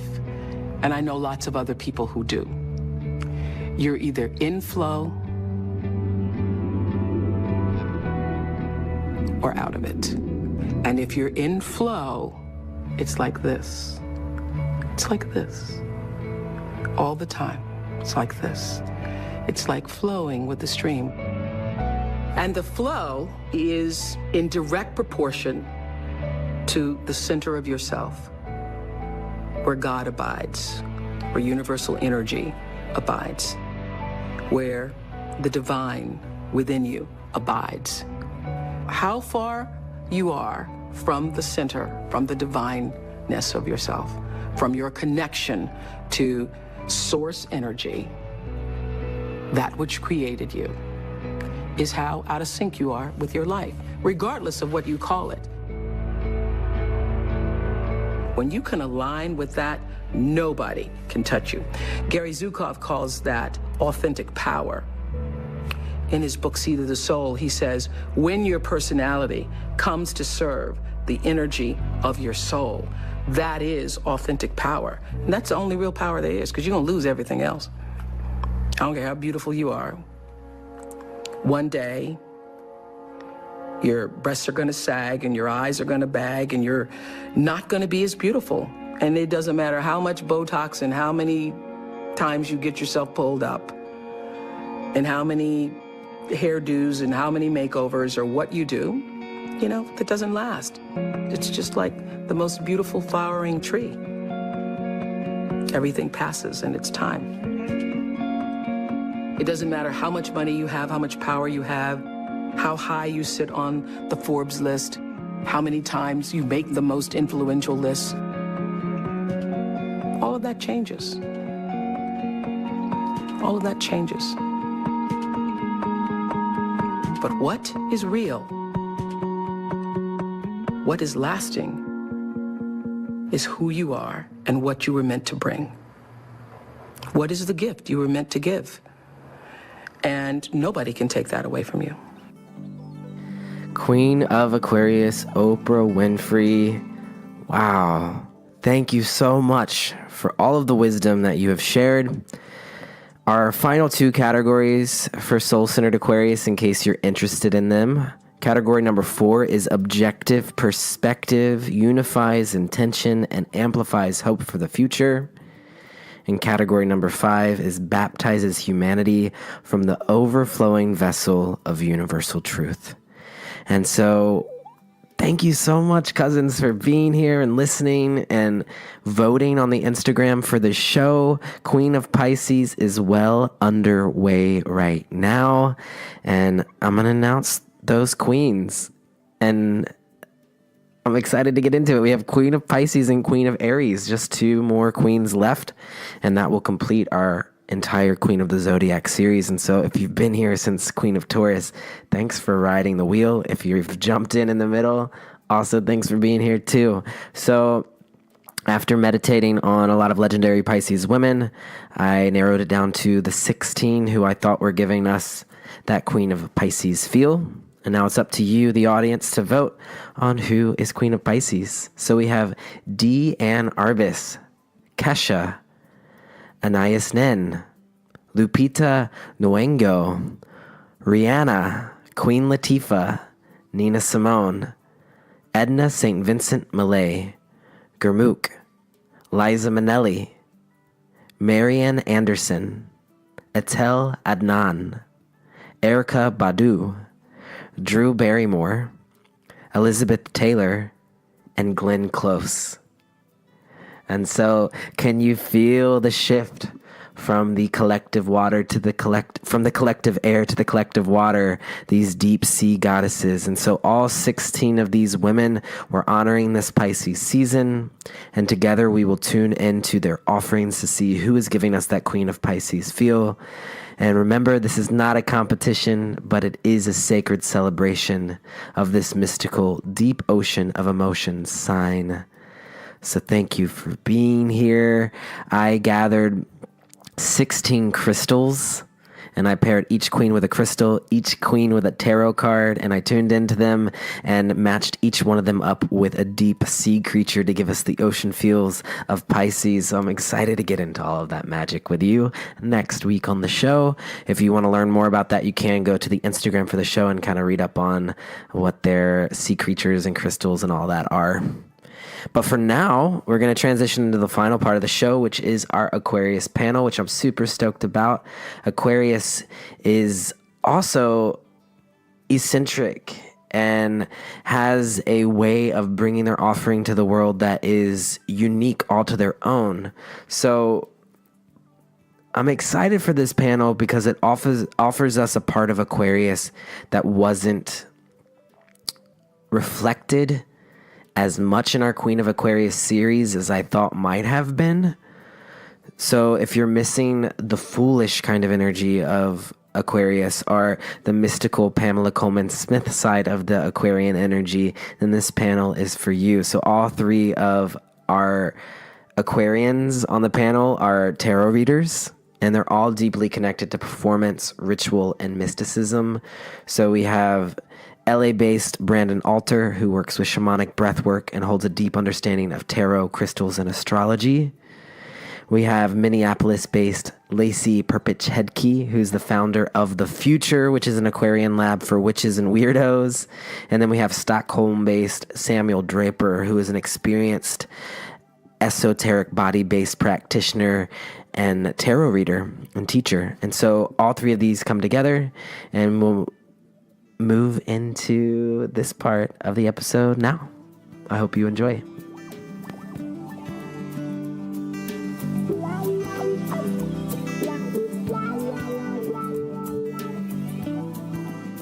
So I got some Aquarius oil here that someone gifted to me, and I never really use it because I feel like I don't need to enhance my Aquarius nature. I'm always kind of afraid to put it on, but I'm going to put it on now. Yes. And then I got my nails painted sparkly on the birthday. So happy birthday to everyone. Happy birthday, everyone. Happy birthday. Thanks. Happy birthday. All right. So today on Cosmic Cousins, we're celebrating the new age with the innovative, futuristic, technology-based Aquarian energy. It's our first ever Cosmic Cousins Aquarius panel. And we got dogs barking in the background, I think in 2 locations now, which feels really nice. And I'm feeling super giddy and excited to have 3 Aquarians together because all 3 of you are incredibly magical, and you're giving us a potent dose of high vibe healing. So, and I'm an Aquarius too, so we got a lot of Aquarius vibes going on today. So I thought I'd introduce you all in the order that we met. So first we have the one and only Brandon Alter. I know y'all have heard me talk about Brandon Alter on the show many times before because Brandon literally texts me every time I sit down to record an Aquarius episode. And Brandon is my soul sister and Aquarian brother and was my first friend here in Los Angeles, which I'm coming up on my 1-year anniversary this week. And Brandon took me under their wing when I moved here. So a little bit about Brandon. Brandon is a mystic and a teacher and is a lifelong student of tarot, breathwork, Pilates, yoga, Reiki, crystals, shamanic healing, and astrology. And Brandon is also the co-host to the podcast called The Spiritual Gaze, has a drag persona, Brandana Summers, and has the cutest Leo pup named Noche. So thanks for being on the show today, Brandon. Oh my gosh, it's such an honor to be here at this beautiful Aquarius panel. I'm thrilled. We're thrilled to have you too. And so there's many things that we could talk about in regards to your embodiment of Aquarius. And we'll get into some of that on the Aquarius panel. But what's sticking out to me right now is your recent collaboration with the Numinous Offerings, your weekly tarot scopes. And when I see you gazing into the camera and literally just opening up your channel and dispelling wisdom, it feels very Aquarian to me because of your ability to communicate universal truth. And also because it's connected through technology too. There's something about like holding it in my iPhone and like seeing you talk about these things that every time I do it, I'm sort of like hypnotized by your presence. So could you tell us a little bit about your weekly tarot scope offerings and also what that process is like? Yeah, what a great question. And thank you so much. I love this new offering with these videos. It started in Sagittarius season, and I record all 4 of the videos at the same time. So the night or two before, I start to do a lot of research about like what sort of transits are going on, what big astrological shifts people need to know about. And then I'll usually pull the cards on the day of, right before I record the videos. But the process is always a little different. And I think that's me just kind of feeling into the vibes of the season. For example, with Pisces season, I ended up pulling 2 cards instead of 1 for each week. And then when I really thought, why was I guided to do that? I was like, oh, it's Pisces season. It's 2 fish tied to each other, swimming in opposite directions. So much about duality and what is seen and what's not seen. And so I thought, of course, now I have to pull 2 cards. So I try to do it very intuitively. And then, of course, before I record the videos, I create sacred space. I call in all of my helping and healing spirits. I make myself as much of a channel as possible. And then I trust that, you know, what needs to be said will be said. And so far, I've really only had to record each of those videos once. I try not to do it too many times. I try not to perform them. I really try just to let them flow through. Beautiful. And you can feel that too in the way that you offer that out to the public. But you also have another offering, which I'm excited to talk about today too, which is your drag persona, Brandonna Summer. I've always been interested in how she is the polar energy to me. Like she feels like Leo to me with you. I think she's a Taurus. No, she's a Leo with a Taurus moon. That's it. Okay. So could you tell us a little bit about your process with Brandonna?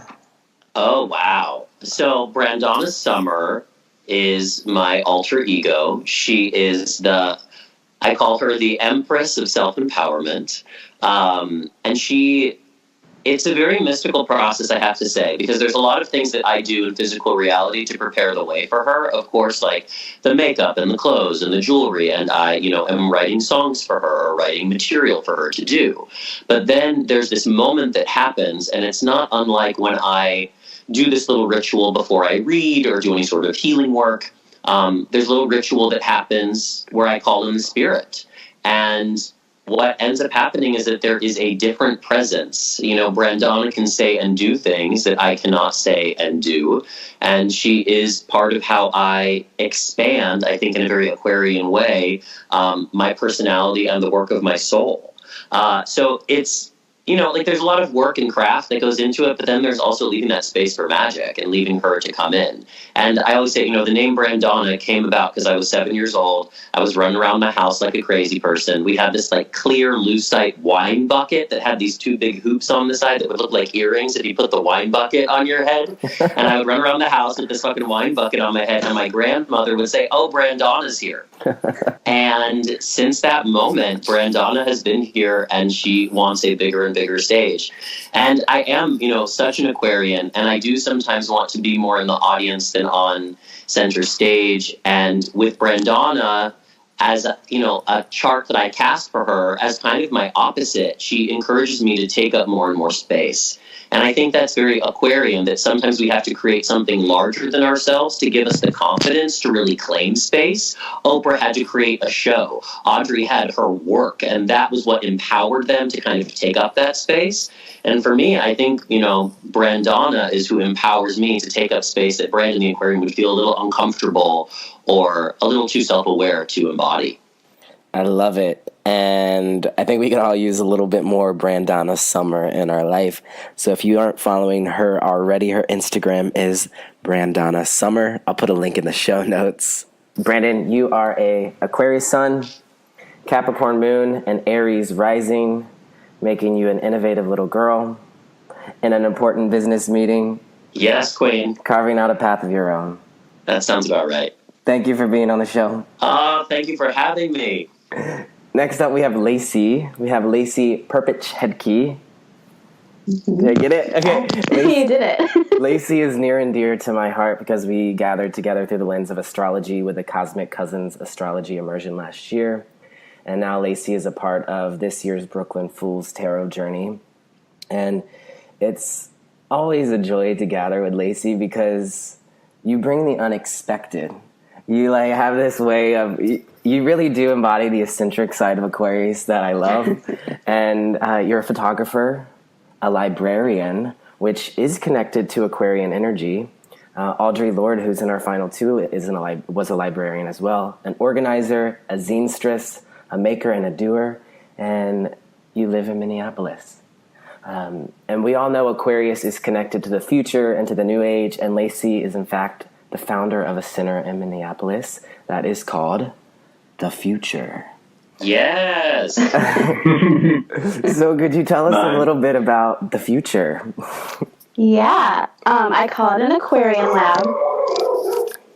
Sorry, I talked to my dog before this and I was like, you need to be quiet for 1 hour. And she is not doing that. So I call it an Aquarian Lab. So basically it's a place to experiment for artists and witches and weirdos. There's an artist residency where people can come and stay for about 10 days and do whatever they want that's working on magic and healing. I have a reso printer, which is kind of like a screen printing photocopier, a magical library. There's a little retail shop selling things by witches and weirdos, space for workshops, and I'm expanding right now, so the store's getting bigger. There's going to be room for one-on-one tarot and astrology readings, and then witches spa. Ooh, what's a witch's spa?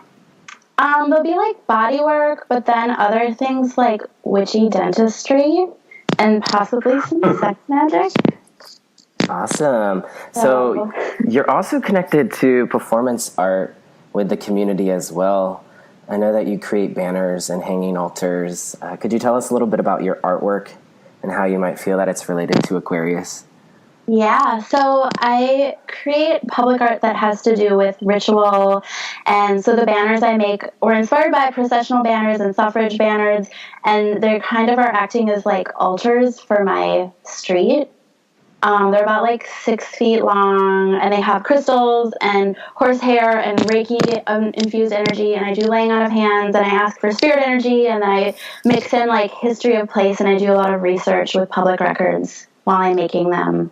And then I've been making sigil photo tear-offs, so kind of those handyman flyers you see, but they're sigils and protective photos that you can tear off. So it'll be so they started as protection for, and now I'm doing spells for.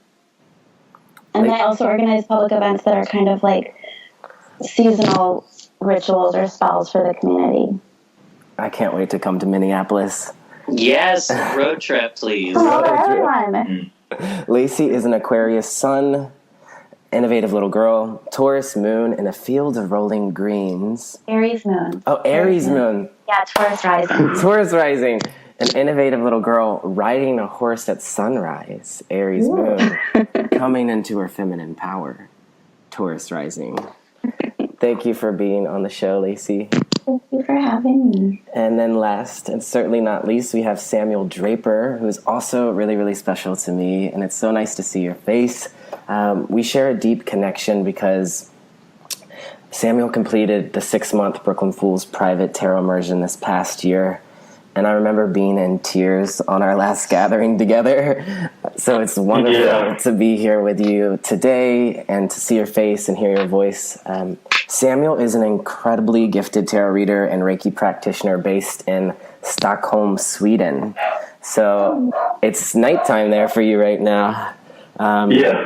So thanks for doing that and being here. You offer intuitive soul-based tarot readings for individuals and the collective.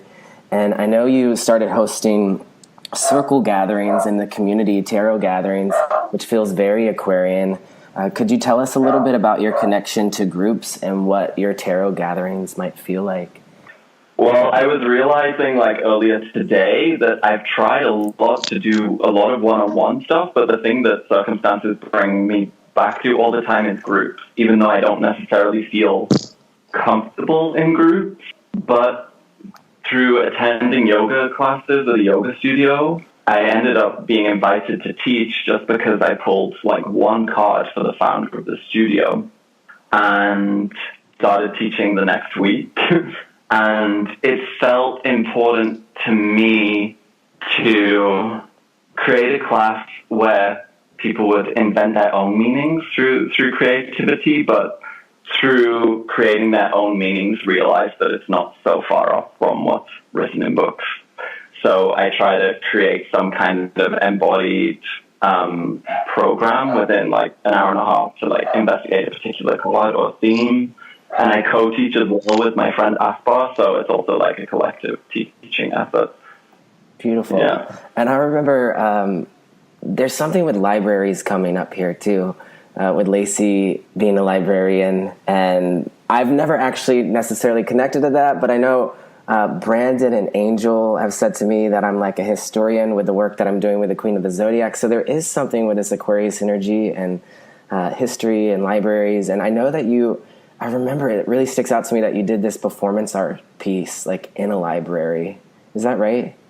Oh, yeah. That was like, I was in, it also with hands. We were like, me and my friend Eva, we wore cat masks, like balaclavas. And we went to this library and performed hand massages for like people who were in the library to Carmina and Barana, like this really dramatic music, and like sprayed people's hands with water and gave them massages. Like they couldn't see our face. It was very surreal, very creepy, but they loved it. They loved it, and they thought we were doing a choreography, but they thought we were doing energy work. Like people were like started coming for treatments instead of for a performance. Yeah, it was really fun. Yeah. So I know like this like performance side of you is also a big part of your journey, and you come from a background of dances too. Like you have a lifelong study of esoteric body-based practices. And on your bio it says this, quote, "They align themselves within the lineage of the village cunning person, rooted in their Celtic ancestry and expanding into the now age." Could you tell us a little bit about what that means? I was raised Christian, but I was always like obsessed with the mystical side of that, and somehow had to find, because I didn't have access to like witchcraft or anything occult, and so I was always like sort of like making do with what information I could get or imagine. Yeah, so that's part of it. But then stepping onto a spiritual journey consciously, I received the information, work with shamanism, but in my blood lineage, shamanism isn't like, that's a Siberian word. So, so the information I got was to work with healing on the center of the periphery. In many cultures, that might be the shaman. So I'd like to pause right there and take a moment to reflect on everything that we've heard.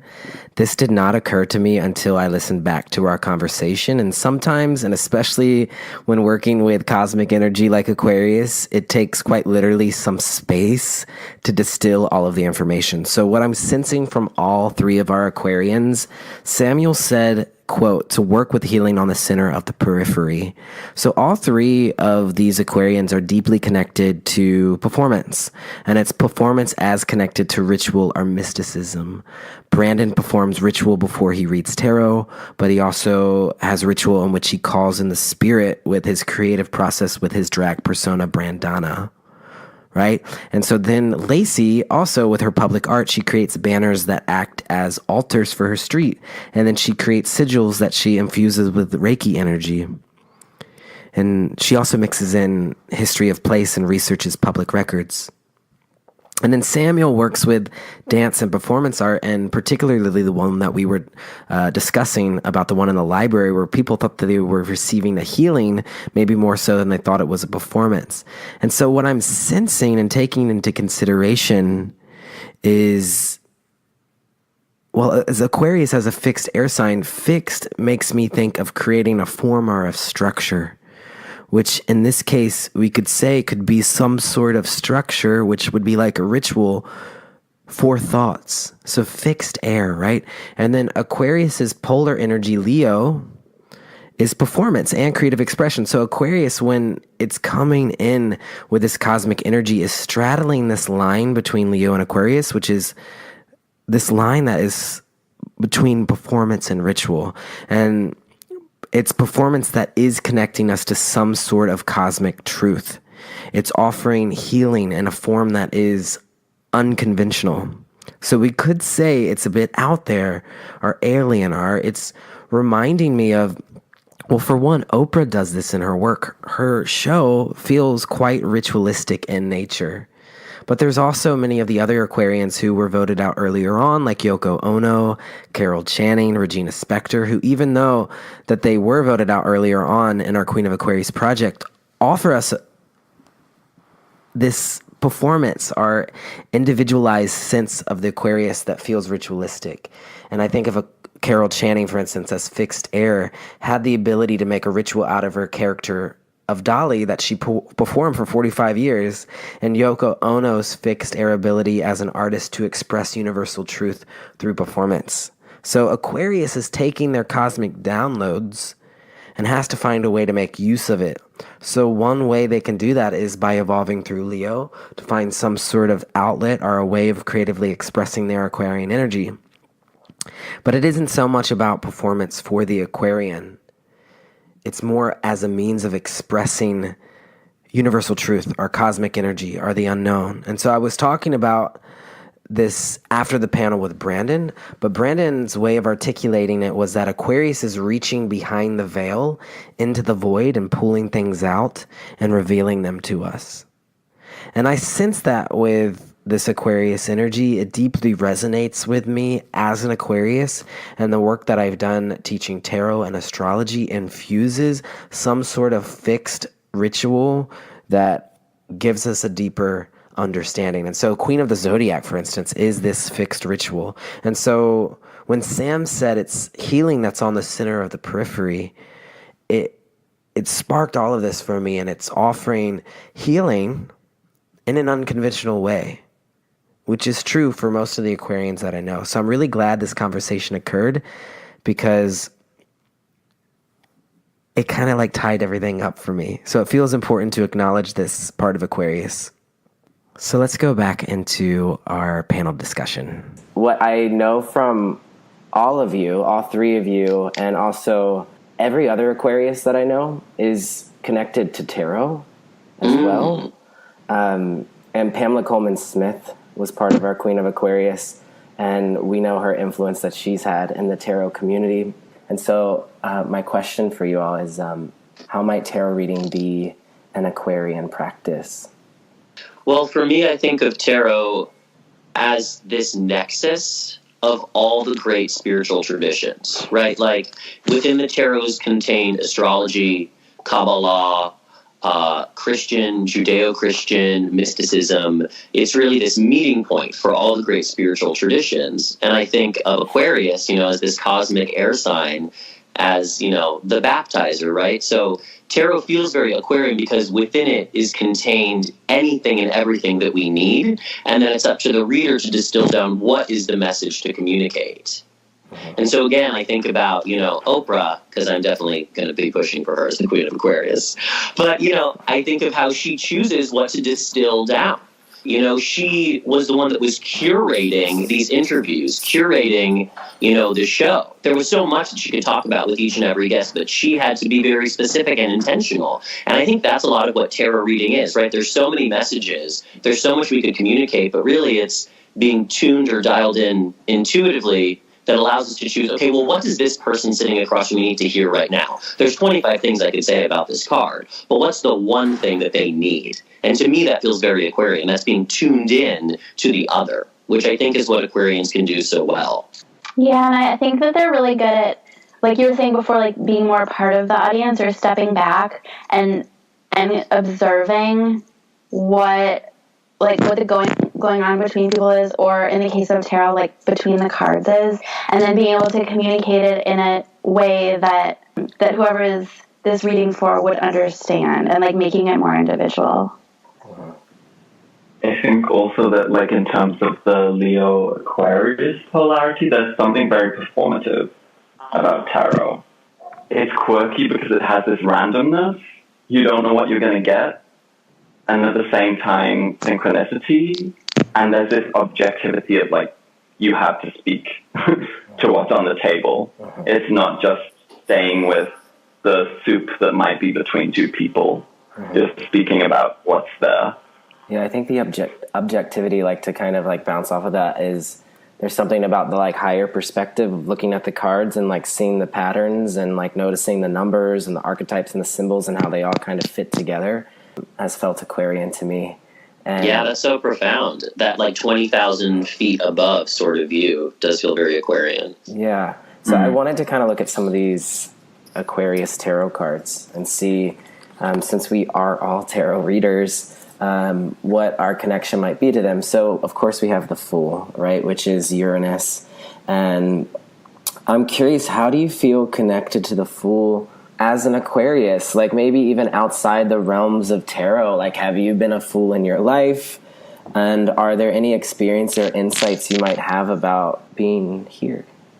I feel like a lot of my life I felt like an alien, which I feel is like, well, I feel like that's an Aquarius thing, but also a Fool thing, just in like, in some ways, having the license to go into any situation and just be your own weird self, but also like being in every situation being like, I'm just going to do this weird thing, or waking up every day and being like, oh, I'm going to do something that's like I'm uncomfortable with, but just like going into it and like, we'll see how it goes. I feel like as an Aquarius, or with that Fool energy, it's like the rules, like you don't have to listen to the rules, and you could just go in with like this like attitude of being open, and I feel like that's Fool energy.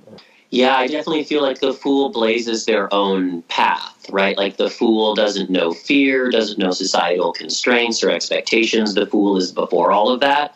And I always think, too, like the Fool is zero. It's the vessel for spirit to move through and like deliver you to where you're supposed to be. And I definitely feel like my life has made more and more sense as I stop looking to other people or role models or paradigms, and I just allow spirit to empower me to blaze my own trail forwards. And an interesting commonality that I'm seeing in this panel too is that all of the Aquarians here, we live spiritually. Like there's not one thing that we do. We're kind of moving in all directions, but from that central place, like the number zero. Like you start in the center and you spread out. And that feels very Aquarian to me. Like what we do may be kind of all over the place, but the way in which we do it, or the central core, is always the same. And I always say, like, no matter what I'm doing, whether I'm teaching a Pilates class, giving a tarot reading, or dressing up as Brandana, what I'm doing from my heart is the same. When I put all of your photos together, it really made me smile. And also, I need to step up my own photo game, because all of you, like your bio photos are amazing. And I noticed that each of you kind of have your own like unique style going on. And I know the Fool's got this like beautiful floral tunic, in the Smith version of that card. And anything with style and being an Aquarius? Well, we're aliens. We're dressing up in like Earth suits. So I think we're just going all the way with it, right? Like it's all pretend in the first place. Mm-hmm. And so I don't know. I think maybe that's one of the reasons why Aquarians go all the way with it.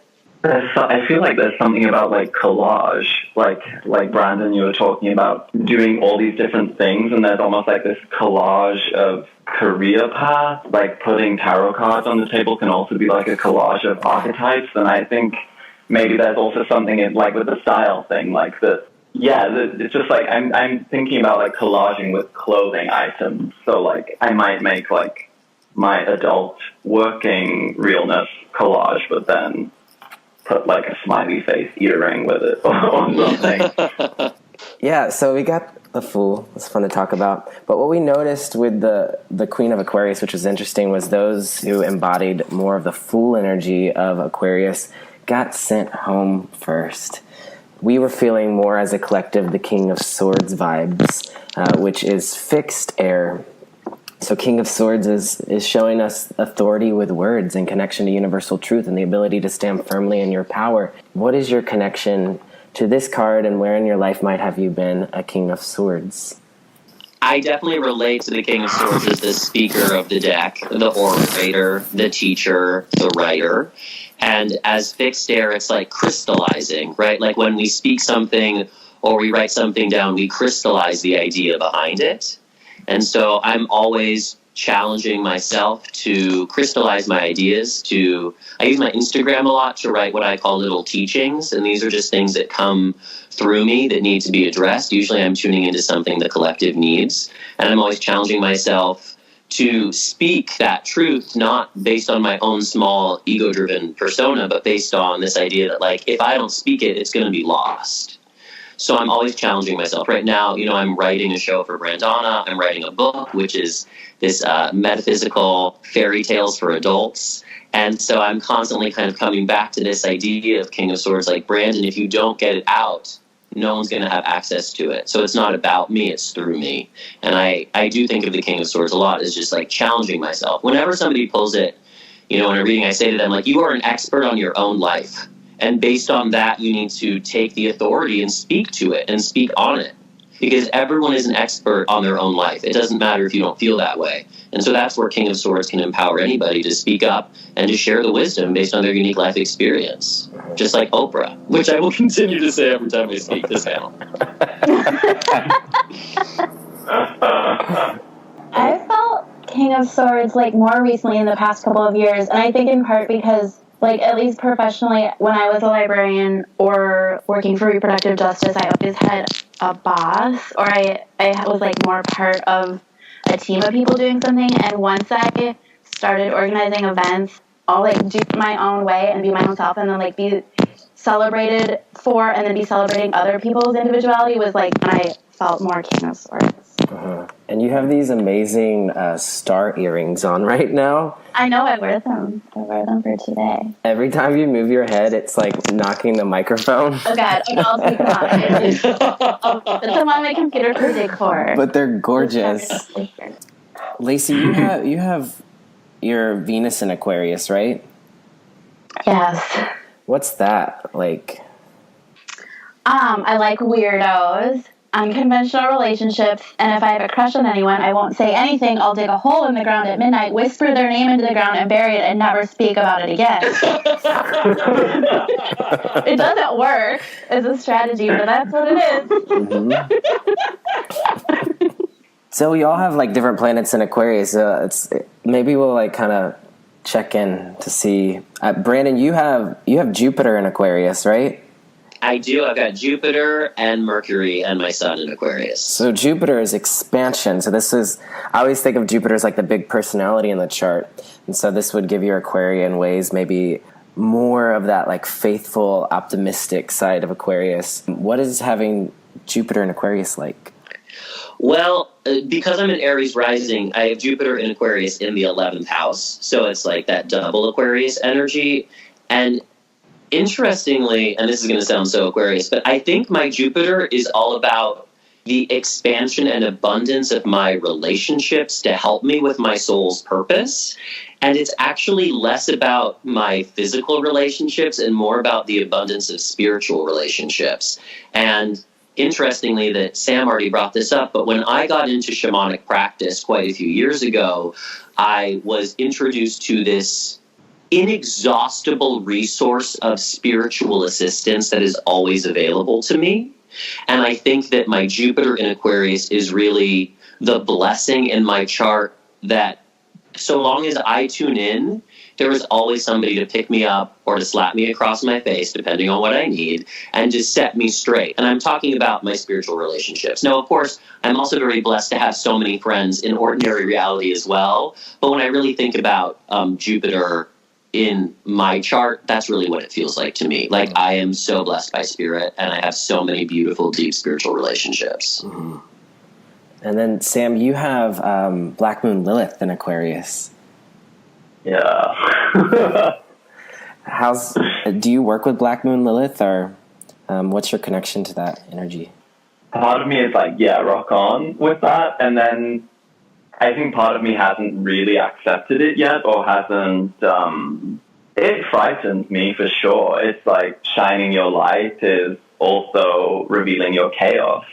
And yeah, I mean, also Saturn's in Aquarius in my chart, and I didn't have Saturn return yet, so it's actually really difficult for me to speak to. I feel like a few years to go with that. Instinctively, I really like it, but it's just not always comfortable. Yeah, it makes me think of Princess Diana is someone who has Black Moon Lilith next to her sun and in Cancer, so she's kind of like shining this light through a Cancerian way that is also unlocking the repressed feminine. She was the first woman that came into a patriarchal system to write her own vows, and she also was like, I'm going to pick out my own wedding ring. So there is something when the sun is next to the Black Moon Lilith that it is in some way liberating parts of the feminine that have been repressed. So through an Aquarian lens, it almost feels like it's getting us into like the not anarchist side of Aquarius, but there is definitely like some sort of like revolting energy that I sense with those two. So we'll see. And as you move through your Saturn return, it will be cool to check back in and see what comes of that for you. But it's kind of leading me into this because Black Moon Lilith is in Aquarius right now. Did y'all know that? No. Yeah. So, I kind of hear this every Aquarius season, but I think particularly this Aquarius season is that people often say it's their hardest season of the year.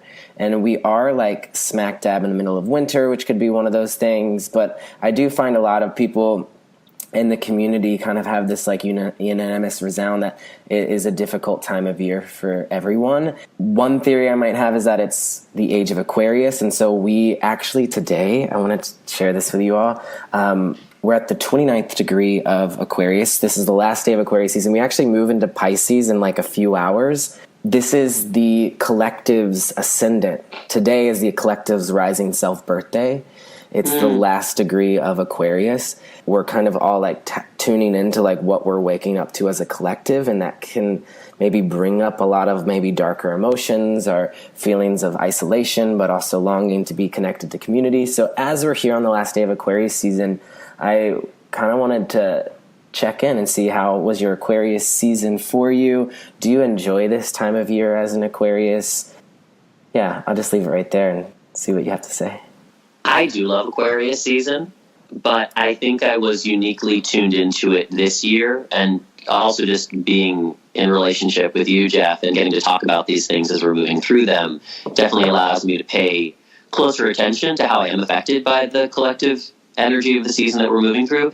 And I did notice that in Aquarius season, I feel very connected and simultaneously lonelier than ever.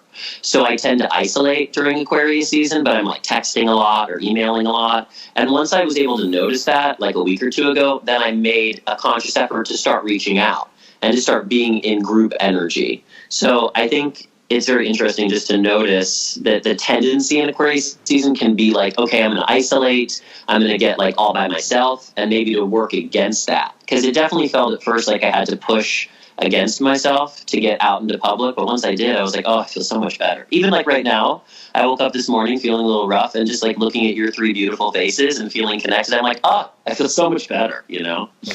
I also like Aquarius season, but I feel like this one's been rough. And I think, I mean, part of it, like what you were talking about, isolating, like I live in Minneapolis, and we've had one of the snowiest Februaries on record. And so a lot of it's just like staying inside because it's easier or it's too cold to go outside. And so I'm going to pause right there because we know that Aquarius is connected to technology, and we were having some technology difficulties. So part of the conversation got cut out, but we do have the part of the conversation where we talk about the final two Queens of the Zodiac, and so we'll transition into that now. Well, first of all, I just have to say, like, I love calling the 11th house the house of difference. And I love thinking about that what brings us together isn't our commonalities, but actually our diversity. I think that's such a beautiful way to reframe how we look at community. And I feel that with the Aquarius panel, that the Aquarian energy, like we all have like our own unique offerings in the world. I think I was listening to her talk about the uses of erotics, and I was really struck by how she's brought ideas into the body and then speaks from that embodied place. That's something that, like, I've heard spoken about of Aquarians, that, like, oh, they great ideas, but maybe, like, hard putting them into action or something. And I really feel that with her, there's this deep, warm, rich, embodied quality to her ideas, and then specifically addressing the erotics. And this, for me, this felt very evolved, and maybe going outside of, like, a stereotypical Aquarius view. That was something that really stood out. And how intersectional her feminism and politics are. Like, she talks about, like, it's not just fighting for one identity. It's like everyone, the idea of kind of Aquarius seeing it from the broader view and fighting for humanity as a whole, and not just, like, these siloed parts of humanity. Yeah, she definitely feels like fixed air in the most poetic sense of the word. Like, she is such fixed air in the way that she speaks, in the way that she disseminates her ideas. It's so beautifully fixed. Mm-hmm. I think her queerness, when looking at her next to Oprah, makes her feel a bit more Aquarian to me, more embodied of the eccentric side of Aquarian out of the two for me. So let's go ahead. Oh, I was going to say, it's almost like Audre Lorde is saying our differences make us different, and Oprah saying our differences make us the same. Mm-hmm. Right? Like, they're opposite sides of the same coin. Yeah. So, but I think what they're both doing, and sorry, I'll get is just they're both empowering everyone to pick up their own spiritual authority. And that, to me, feels like the most Aquarius thing, right? That we're all, I'd say again, like, we're all an expert. We all get to develop our own unique relationship to the divine, and we're an expert and authority on that. And I feel like whether it's Oprah's way or Audrey's way, it's empowering us, the collective, to each and every one step up and say, this is true for me, and this is non-negotiable. So that kind of brings us into Oprah then. So Oprah Winfrey has been dubbed the queen of all media. And for me, what feels really Aquarian about her is her connection to technology and her ability to utilize platforms of technology to reach, quite literally, the largest population of people in regards to media outlets. And she's continued to expand. She dropped her TV show so that she could go on the internet and start doing Super Soul Sunday, and also doing platforms on YouTube, and she has her podcast, and there's all different ways to, like, reach her. And so she's kind of kept evolving with the times. So that felt really Aquarian to me. I'm curious how Oprah Winfrey might be reflecting back the parts that you love about being an Aquarius.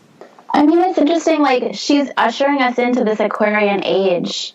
And it's hard to know if like, we're responding to her because of the time that we're in, or if she's, like, here to help us come into that time. But she's just, like, reached so many people, and I think it says something that someone whose underlying work has been so much about, like, connecting people with their spirituality, or making it feel more accessible, or making it feel like they don't need some special, like, permission or training to access their spirituality. I haven't ever met a person that doesn't know who Oprah is and doesn't love Oprah. And I feel like that's, like, pretty Aquarian, just to be able to, like, find some commonality across people with wildly different experiences. Yeah, there's something about her. Well, for one, she's interviewed and is friends with every other queen of the zodiac except for the water queens, which is interesting. She never sat with Frida Kahlo or with Georgia O'Keeffe, but also there are only two queens that have passed away. So there's something, like, I actually have collected an image of her, like, hanging out with each of the other queens, which feels very Aquarian to me.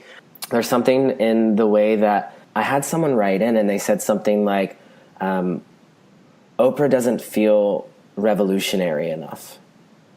But I think that there is this kind of misconception of being revolutionary and equating it to politics. And for me as an Aquarian, I feel my revolutionary side comes in bringing new ideas into the world that help to expand consciousness or expand community in some way. And that I actually don't consider myself a political person. I feel a bit, like, removed or, like, alien in regards to politics. And so But we also noticed that a lot of the Aquarian queens were quite political too. So but I think Oprah speaks to me in the way that she is political without being political. And that really resonates with me. I'm always kind of focusing on like the bigger humanity in regards to our cultural context. So do you consider yourself political, Aquarians? Well, it's interesting because remember a couple of years ago when Oprah like gave that amazing speech and everybody was like, Oprah for president, Oprah for president. Oprah was like, absolutely not. Like, I have no interest, you know? And I also feel that same way in terms of politics. I'm like, it's such a small theater and I'm interested in the cosmic theater. So I actually, especially come 2016 when things started to shift, I became very aware of what I was inputting into my mainframe computer. And I actually pulled away from a lot of mainstream news media because I thought, you know what, this is just generating a lot of false information, a lot of fear-based, bullshit that I have to stay clear, right? If my job is to communicate messages from the stars, then I have to stay clear and I can't get too bogged in this. But what I think Oprah does is she's quite subversive. Like, she's not standing there with, a sign, but she communicates exactly what she thinks in a way that people can receive it. Like, she's kind of hiding the spinach, so to speak, in what she does. And I think that that's a way, I always think, like, through Brandonna, if people are laughing, they're actually more open to receiving the universal truths than if you're kind of hammering them over the head with them. And so that's how I think Oprah is actually quite political, in the sense that she is asserting the way she thinks things should be based on the way that she lives her life, Like, when I was on Maui and I went to this restaurant and they were like, oh yeah, we get a lot of our produce from Oprah's farm. And I was like, okay, that says everything right there. Like, she didn't just go and buy a house there. No, she bought all of these acres on the volcano to preserve them, first and foremost. That's subversive. And then she's employing hundreds of people on the island to grow and produce this food that's feeding the island. So I was like, okay. That is subversive AF. That's living your truth as opposed to just talking about it. Cool. I never knew that. Yeah, right? Isn't that amazing? So it's up to the Aquarian panel. It would be nice for our Queen of Aquarius to feel representative of our Aquariuses. So it's up to us. And this is the first time I actually get to vote on the panel. I'm including myself on this. We get to cast a vote for Queen of Aquarius. So, let's each go around and just say who we'd like to vote for. All right, well, I'm clearly voting for Oprah. But I just want to say one more thing about it, which is that Aquarius can also be seen as the voyeur or the audience, right? Like, we're these aliens trying to make sense of what it means to be human. And I feel like Oprah has built a large part of her career around that because her curiosity. I mean, her career was built on asking people questions about what it means to be their specific type of human. And to me, that feels so Aquarian. And then through her curiosity, she was able to distill these universal truths, what I know to be true, or this is what I know for sure. She's got a book called that. And to me, that just feels so Aquarius. But I also want to say this was very conflicting because as a queer person, I really was like, oh, fuck, like, I really do want Audre to be the Queen of Aquarius to represent queerness. But I think you can be queer without being, like, gay, if that makes sense. And Oprah does feel queer to me. And even her relationship with Gail and how people are always wondering about that, and the fact that she has never married Stedman, like, that's queer. She wasn't buying into these, societal notions of your relationship is only valid if you're married. So again, she's subversive and queer in her own way. Oprah. Also, when you had mentioned the Fool and the Zero, I was just thinking about how Oh magazine, yeah. Oh magazine, totally. I'm also feeling very Oprah today in my, like, pink bathrobe and, like, my glasses on, right? Like, Oprah has her, like, I'm cozy vibe, and then she's got her, like, I'm on the cover of a magazine vibe. Like, she's got that whole duality going on as well. I'm also going Oprah. Okay. Was I just gonna? Oh. Yeah. Yeah. I'm also voting for Oprah. I just feel like, she's already transformed, like, at least 2 generations, and just, like, learning more and more each day how much she's done for the world, not even considering her media presence or her TV or her book club or any of that, but just, like, building these schools or starting a farm or who knows what else, things that I don't even know that she's done for the world. Or even just like giving cars to her audience, things that are like, she's just been so generous and has done so much to make a positive impact on the entire world and then our connection to the broader universe. Mm-hmm. So we got 2 Oprah.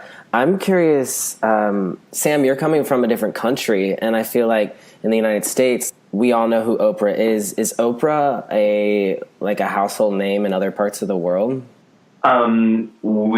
Yes. Shortly, yes. She's name.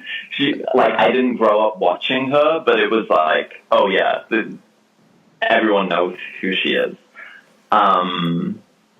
Yeah, but actually, all of the the Final Four Queens of Aquarius, they're people that I've come to know more later in life.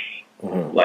They're not necessarily people I would be super familiar with growing up, but they're all people that I now really respect, for sure.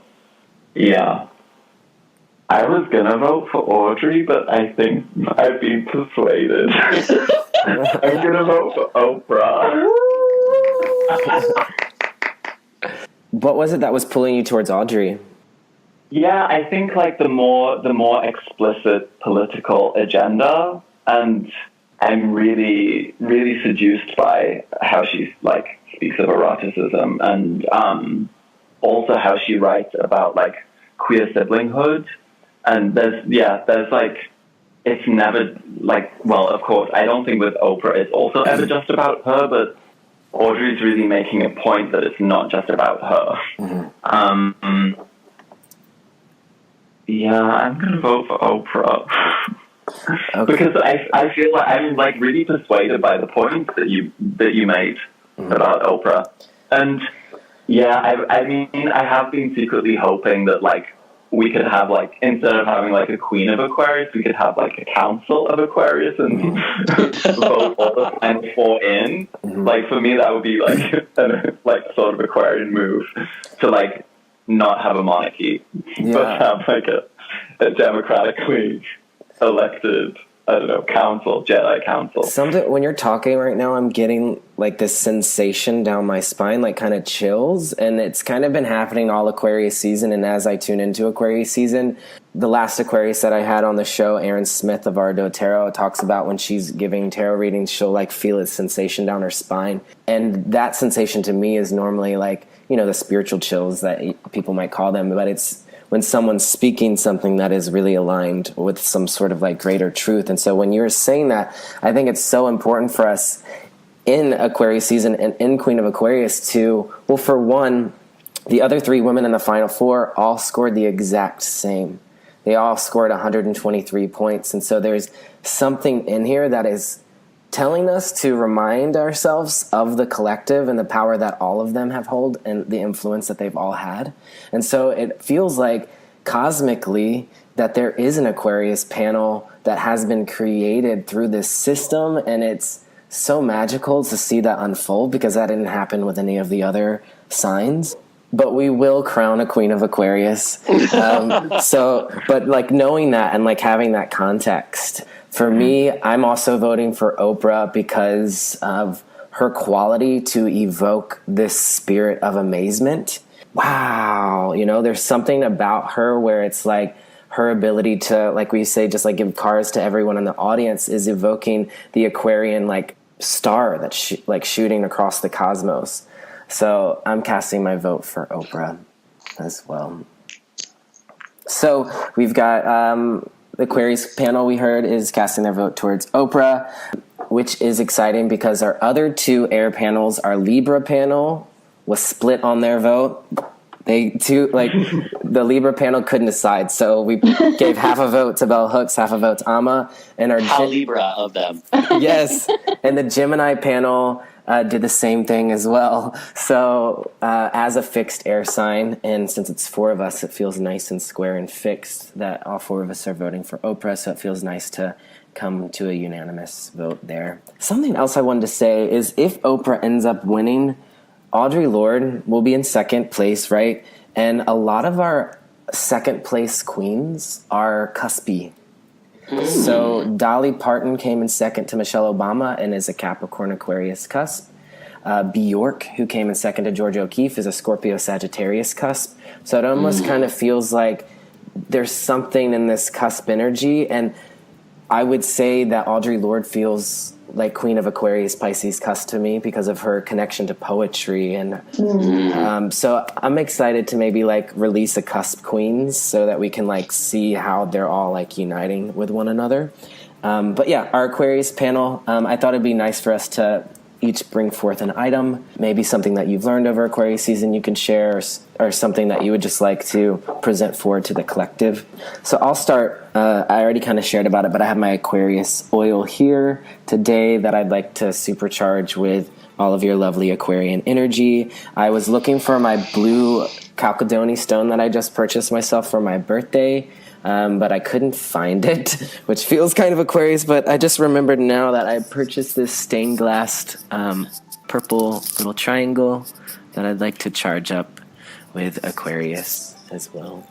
That's so funny because when you asked us at the beginning to tune in to like what colors might be coming through for Aquarius, I thought purple and electric blue. And those are the two things that you just mentioned. So that's so interesting. Yeah. For me, Aquarius season has taught me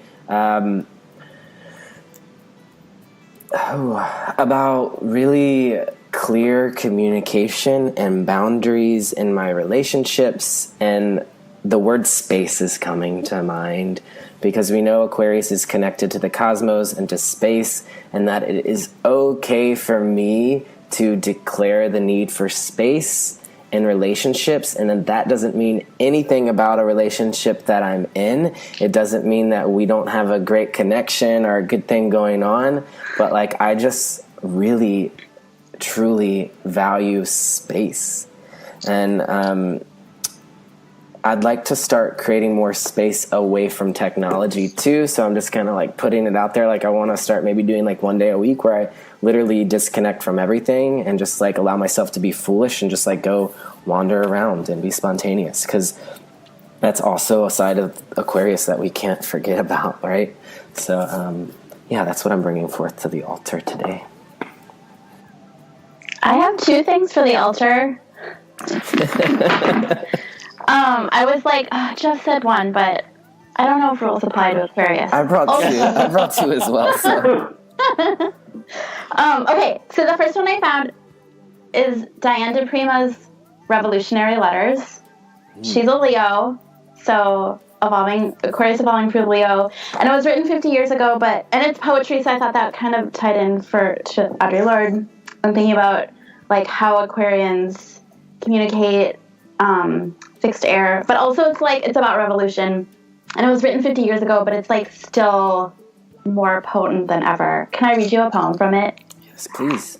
It's not long. Okay, Revolutionary Letter number 46. And as you learn the magic, learn to believe it. Don't be surprised when it works. You undercut your power.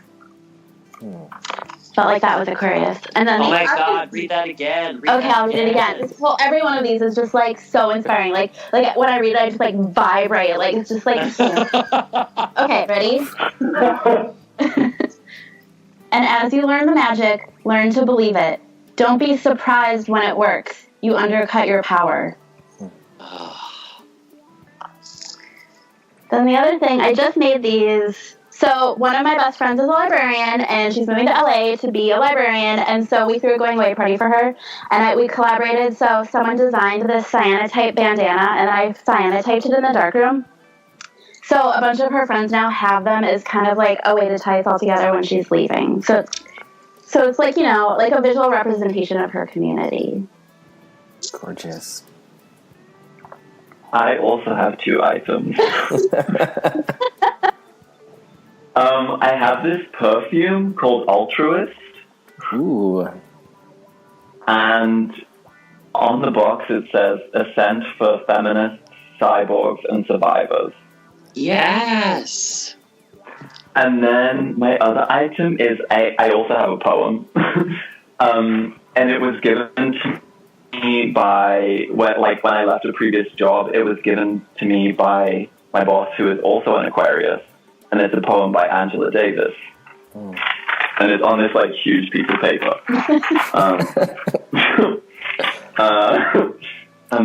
Beginning of a new life, ending of the old, security found with another, fear of loss, happiness at its arrival, sorrow at its delay, calm acceptance, exciting embrace, two bodies joining, one heart united, love.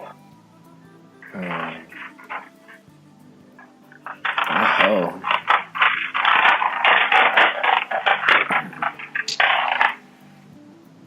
I only have one item, but I was thinking about bringing a poem, which is so interesting that is this. Clearly, on the last day of Aquarius season, we're feeling into those cusp vibes and feeling the poetry, especially with Mercury in Pisces now, too. But I was thinking about, cosmic air. And what is my offering to cosmic air? And so I think it's interesting, first of all, that there are perfumes that were brought because air carries scent.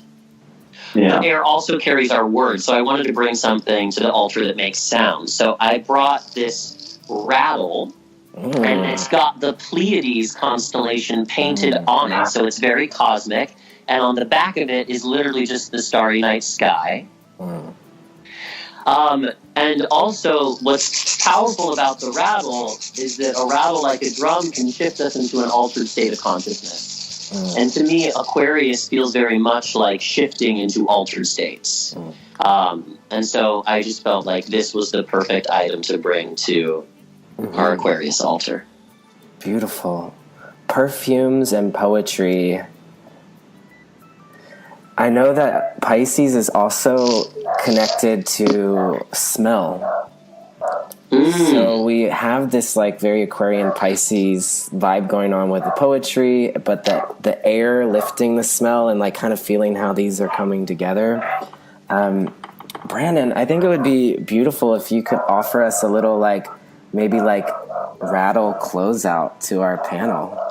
Oh my gosh, sure. I would just say close your eyes and tune in.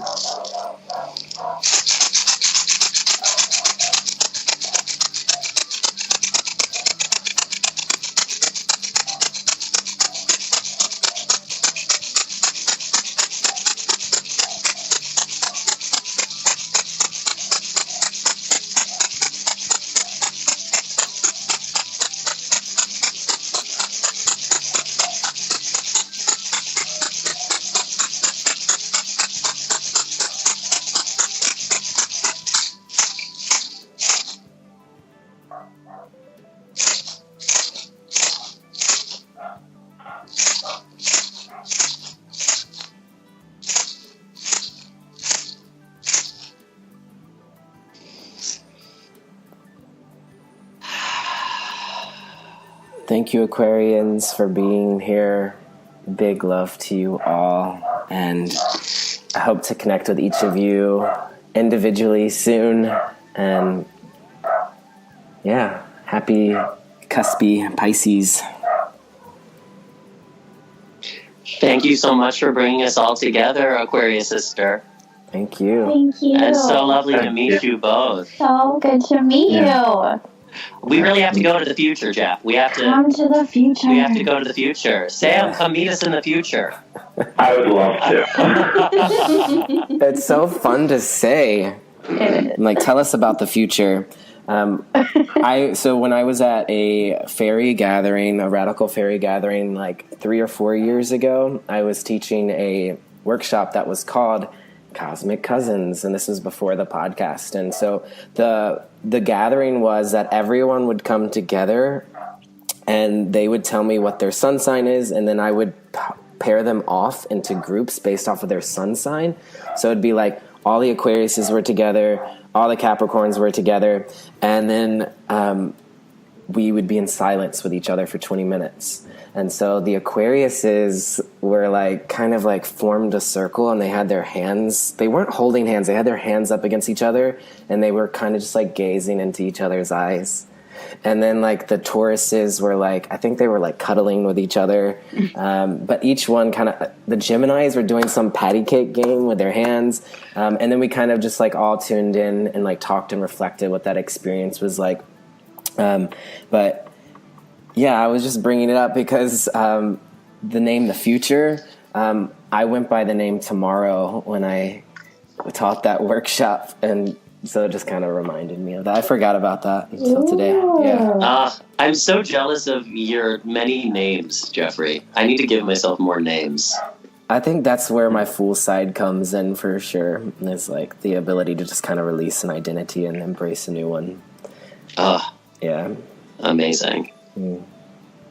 Have any of you ever changed your name? I mean, I added the Pripc. Oh, you did? Yeah, it's my mom's name, but I wanted my mom's and my dad's last names. And then I changed it back to the original spelling. Yeah. I actually went by my my father's mother's maiden name for a while, Fox, because I wanted to. And then I found out recently when I went home over Capricorn season that she was actually an Aquarius, and I never knew that. And I always like felt this like kinship to her. So that was really magical to learn that and find out her moon sign and rising, which she was a Taurus moon. And I have a memory of her where she told her, we were like driving down the highway and she's like, stop the car. And she got out of the car and she like went into like this field of wildflowers and just started like picking them. And I remember like the general consensus of my family was like, God, she's so weird and out there. But like, it didn't ever seem out there or weird to me, you know? So, can I tell you a weird name connection? This is an Aquarian, but it's just, we're getting off topic, which I also feel like the Aquarius. But, okay, so when I was little, I saw thunderbirds, like they're filed under cryptozoology, but I saw them. And I found out, I was like researching them later to like, what was that? And they're also called rocks, R-O-C. And then I realized that is my great grandma's last name from Slovenia. Whoa. So it was even in Minnesota where this happened. Wow. Rocks? R-O-C. Okay, this is crazy as fuck, because I wasn't even going to share this, but I have gone by a different name, and it was between the ages of 9 and 11, and I wanted everyone to call me Rocky. Whoa! What the fuck was that about? Ooh, I like Rocky on you. Yeah, thanks, honey. And also rocks and crystals. Yes, for sure. That's so interesting. That's so crazy. Yeah. What does a thunderbird look like? They were like dark brown, and their wingspan was like the size of a house at least. Wow. And they were really, really loud. Wow. And then I remember This is a real thing? And so they flew, what? This is real? Yeah, oh yeah, this is real. It happened when I was little. I was up in the Iron Range, Minnesota, and my dad was like down the hill a little bit by the lake. And I remember remember where I was standing, and they flew over me, and I was like, okay, that was weird. I've never seen birds that big. And then I went down, and I was like, Dad, what were those birds? And he's like, what are you talking about? And I was like, didn't you hear them? They were super loud. And he was like, no. And then later he was like, well, the biggest bird is an ostrich, but it can't fly. And he showed me a picture of an ostrich in an encyclopedia. And I remember being like, that bird's tiny. Like, why were people saying this is the biggest bird? So I only saw them from the underneath, but they're just like giant. They looked like huge, like crows or something, but like huge. Amazing. Well, Aquarius is connected to thunder too, and like this air element thing going on. And also the way you were talking about it sounded like you saw a UFO or something. Yeah, I mean, I wonder if it's like, it like came into like my dimension for a second. Like it definitely felt like it was like it dipped in and then dipped out. Yeah, or maybe you as an Aquarius are kind of straddling. And so they were able to like reveal themselves to you. I feel the way all the time. I'm like, did anyone else see that? Yeah. Hear that?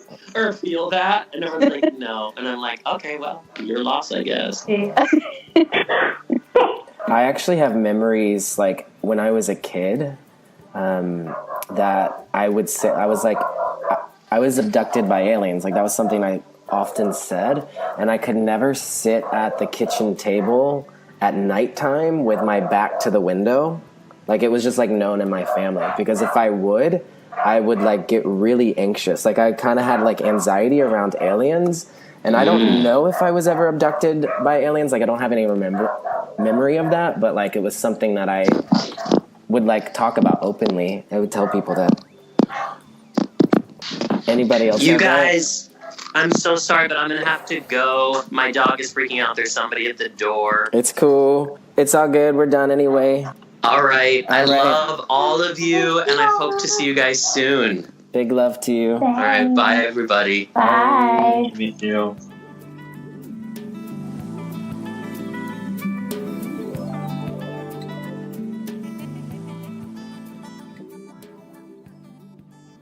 Well, that was super cute and also really hilarious that we just kind of went on talking in that Aquarian way, fixed air vibes all day, and then the dogs coming in too, giving us some of that foolish energy.